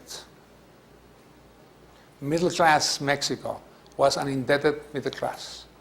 But the problem is that the majority of us were indebted at flexible interest rates or floating interest rates, or whatever name you want to use. Okay? When the devaluation takes place, 24 days later, and again, you want to listen to anecdotes and counts. That's, you know, everybody makes stories because when you are drinking, you enjoy saying these things. So you are sitting there and you're saying, gee, you know why this happened? No, why? Because Salinas told Cedillo, I'm going to let you the economy, but remember, this little piece of soil, you should not move because the economía está prendida con alfileres. So please don't do it. But since I'm curious as a cat, what I do is I want to see what is behind that. And when I lift the veil, the pins give way and the veil follow. There was nothing on the other side except I have the veil now on the floor. And as a result of that, I'm in a crisis. Okay? So these were the jokes at the time. And there were jokes like, you know how they call Mr. Serra? No? There's the sete. Why? Because he only lasts for 28 days. And so forth. Because what happened is he was Secretary of Finance for 28 days. Okay? So the reality is exactly this. On December 20, 1994, the international financial markets were rocked by the devaluation of Mexican peso. What first appeared to be a minor correction in Mexico's nominal exchange rate quickly developed into a broader financial crunch felt in and outside Mexico. By March 1995, the peso had fallen more than 50% against the dollar, and monthly inflation was growing at an annual rate in excess of 60%. Okay? Despite the $50 billion financial assistance package arranged in late January by the international community to help shore up liquidity problems in Mexico, dollar-denominated debt, interest rate on this debt remaining twice as high as they were before the devaluation. The Mexican government now expects the country's real GDP to fall by about 3%. In the end, it fell by more than 6%. Listen to what this is saying. What you were coming from, you got into again. The lesson that we had learned and we didn't really kept on our minds was you don't go into external debt to protect the exchange rate. You did that for many reasons at the time of López Portillo, and you did it again for different reasons in the time of Salinas de Gortari. So your external debt shot up, and as a result of that, when the crisis hit you, you had a tremendous debt, no leverage in the financial markets, and you were forced to go for packages of new debt to pay the old debt at twice the interest rates. That's life. And that means you're going to be losing purchasing power very quickly for your population because you're going to be paying interest payments, not debt. But because you also had your external debt in an average of about 2 years, that implies the amount of payments you had to make every year was huge. Because it was huge, you had to go to the market for asking for large amounts of money. If you go to the market asking for a large amount of money with no money on you, the market is going to say no, or it's going to say yes, as long as you pay me the risk that you represent. And you represent this risk, not this risk. Your interest rate goes double, and your interest payments go double. But in addition, because you are now borrowing to pay, the size and the stock of your external debt increases, as you saw in the table. On the table that we had there, you saw that in the end, the external debt even increased more at the end of the administration. And so we found ourselves with about $125, $130 billion debt. The private sector had also gone into external debt. Again, the same mistake. So they went bankrupt. Okay. So your production capacity is bankrupt. And everybody who had debts in Mexico, because we all felt that we are middle class a la United States, which in fact became true 20 years later, we had these debts, all of them in interest rate, floating interest rate. And so, as inflation goes from single digit, let's say 9%, to 60%, what do you think happened to interest rates? They went from 15% to say something, 6 points over inflation, to, let's keep it in 6 points over inflation, okay? 56%, 66%. Okay, just imagine this. You bought your little house, nice, beautiful, 3 bedrooms, 3 bathrooms, small garden, nice for your family of 2 kids. Yeah? I don't know how many you plan to have. Let's say 2 kids, which is the normal thing. You go and you say, I want to buy my house, but I don't have the cash to pay for it. Don't worry. We can make you a loan of 200,000 pesos. Hey, wait. I only make 20,000. That's fine. Because I'm going to give you a low interest rate loan. I'm going to give you a 3% interest rate. And that means that on this amount of money, you will pay only how much? 6,000 pesos, yeah? Okay, income 20,000, nice house 6,000, disposable income 14,000. That's fine. Sold, bought. End of story. Happy man, happy woman, happy kids, happy dog, happy whatever. Okay. 6 months later, interest rate 66%. 66% on this amount, okay? 2/3. You now have to pay, I know I'm exaggerating, but you have to pay 180,000 pesos. But you only make 20. Are you going to pay? Okay, have you heard of FOBAPROA? This is FOBAPROA, okay? All of a sudden, all the commercial banks found themselves in a situation where people who had gotten debt under conditions like the ones that I talked about in the beginning are now facing this reality. As they are facing this reality, they are facing a reality that says you cannot service your debt, you cannot pay your house, you are no longer owner of the house, I'm going to throw you out. Okay? And as I say those things, what I'm saying is, fine, you can do that. And then what you're going to have is an incredible stock of empty houses. Gee, where do I see that? Spain. A huge stock of empty houses, all of them in the portfolio of assets of the banks, producing exactly zero. And in fact, creating conditions for the value of that stock to go down, because since no one is putting money in keeping them in good shape, the value of that property over time is going down. When I put those things in my portfolio banks, I'm bankrupt as a bank. I mean, the person is bankrupt. Forget about that person. Who cares? He's going to sell the dog. He's going to sell everything. But once he finishes selling everything, he won't have the money anyway. So what the person is going to say, throw me out if you can. And since I'm not the only one, because everybody is, there is no shame.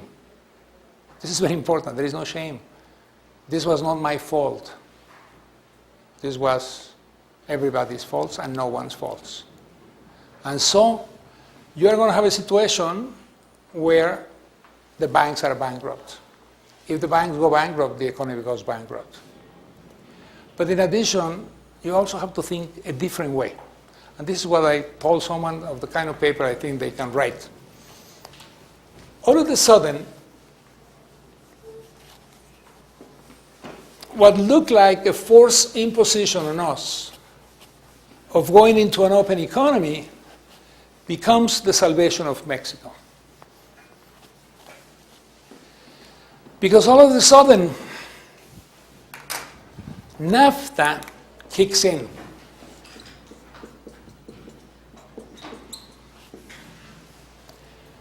NAFTA becomes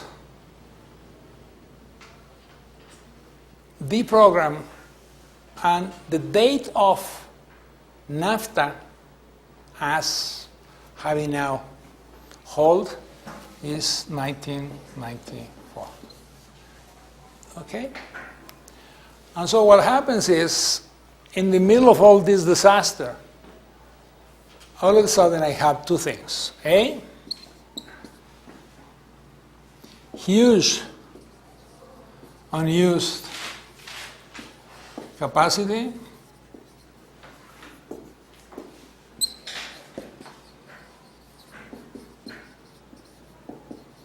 on my production capacity, yeah? So all of a sudden, I have no demand in my country, okay? So lots of industries all of a sudden say, what happened here? What happened is, the demand that you had from all the Mexicans disappeared. But yeah, I have the capacity, yes, you have a capacity, but you have no one buying because they have no money. Okay? So I have a tremendous unused capacity, unutilized, okay? And so I can use that to service what market?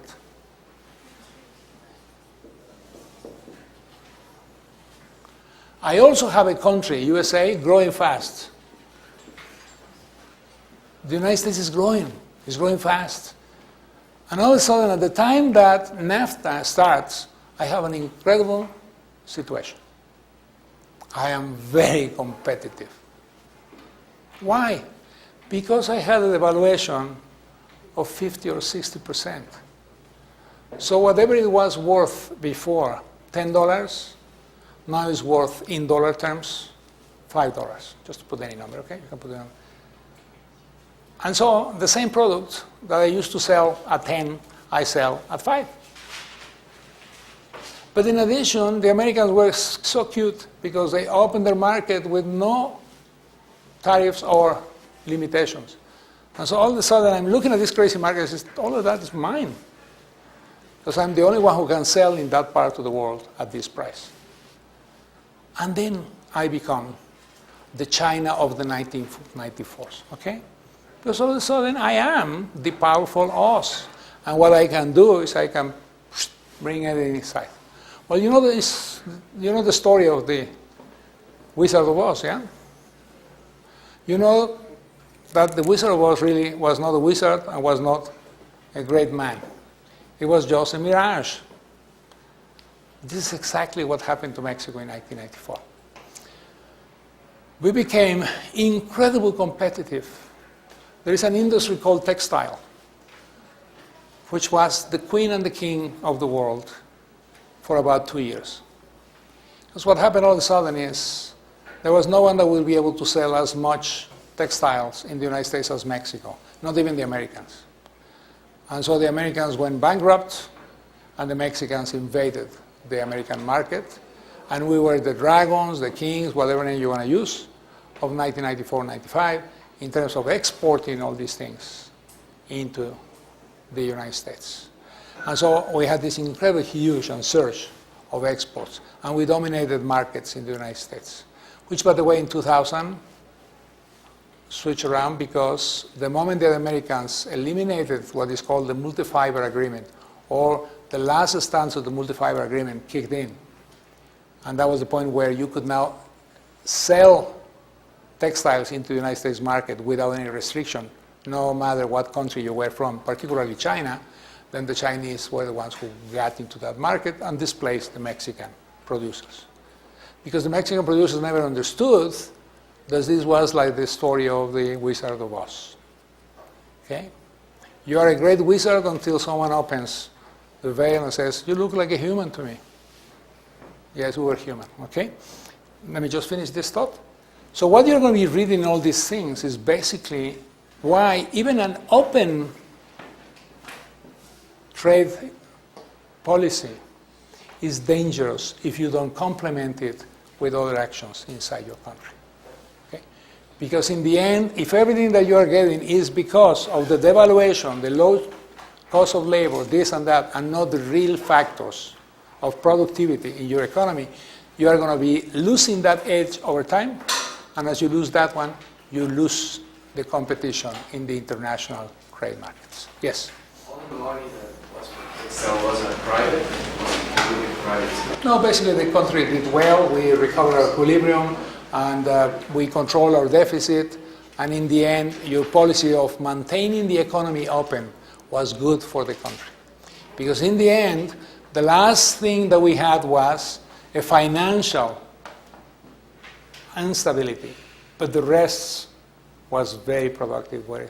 But because we didn't finish the reforms, because we didn't go into some labor reforms, because we didn't go into education reforms, because we didn't do many things, we lost the edge that had given to us devaluation. That was artificial, and we never invested in the things that were real. So you're going to ask, why didn't you do it? Because, politically speaking, you could not do it. And so the country lost this advantage that would have been fantastic if we had really gone into the reforms that created productivity in Mexico. Okay? So everything was just artificial because of this financial situation. Yes? So would you say that the textile industry, instead of, well, when they sell a lot of things, they should invest all of those kind of money they have into technology and innovation? So when China went to the United States, we were we will have the same levels of competition? The lesson is, no matter what industry you are in, figure out what is it that is giving you the competitive edge. If it is artificial things like, I can get into the market because it's a closed market for everybody else except me. I can get into the market because I have cheap labor costs, and that's the only reason why I can get into that market. I can get into that market because of restrictions to import from other places. Then the key question for you is, how long is that going to last? And that's how long I'm going to be competitive. So if I take away this, I take away that, I take away that, what is left? Productivity. How can I get productivity? You can get productivity if you buy machinery, you do this, you do that, fine. If I do all those things, can I reduce my cost even less than the other guy who competes from China or whatever? If the answer is no, and the answer in many industries is no, then there are two solutions for you. The first one is, I move my company to that country. There is no reason why you should not do that. And so I switch from having my textile company in Tlaxcala, Mexico, to having my textile company in Chengdu, China. That's fine. Do it. You remain in the industry because that's where you will be competitive. You still have one market, which is the United States or the rest of the world. Or this is the time to leave this sector and move into another one. And what are you? You are an entrepreneur. If you are an entrepreneur, you are an entrepreneur. Yeah? means you are managing enterprises, not one enterprise. And so if this is no longer going to be productive, as much as I love it, as much as I will tell you that your grandfather, your grand-grandfather, your brother, your sister, you say, yeah, you know what? But my son is not going to be able to, and I'm going to go bankrupt. I don't want to go bankrupt. I want to be an entrepreneur for the rest of my days. Okay?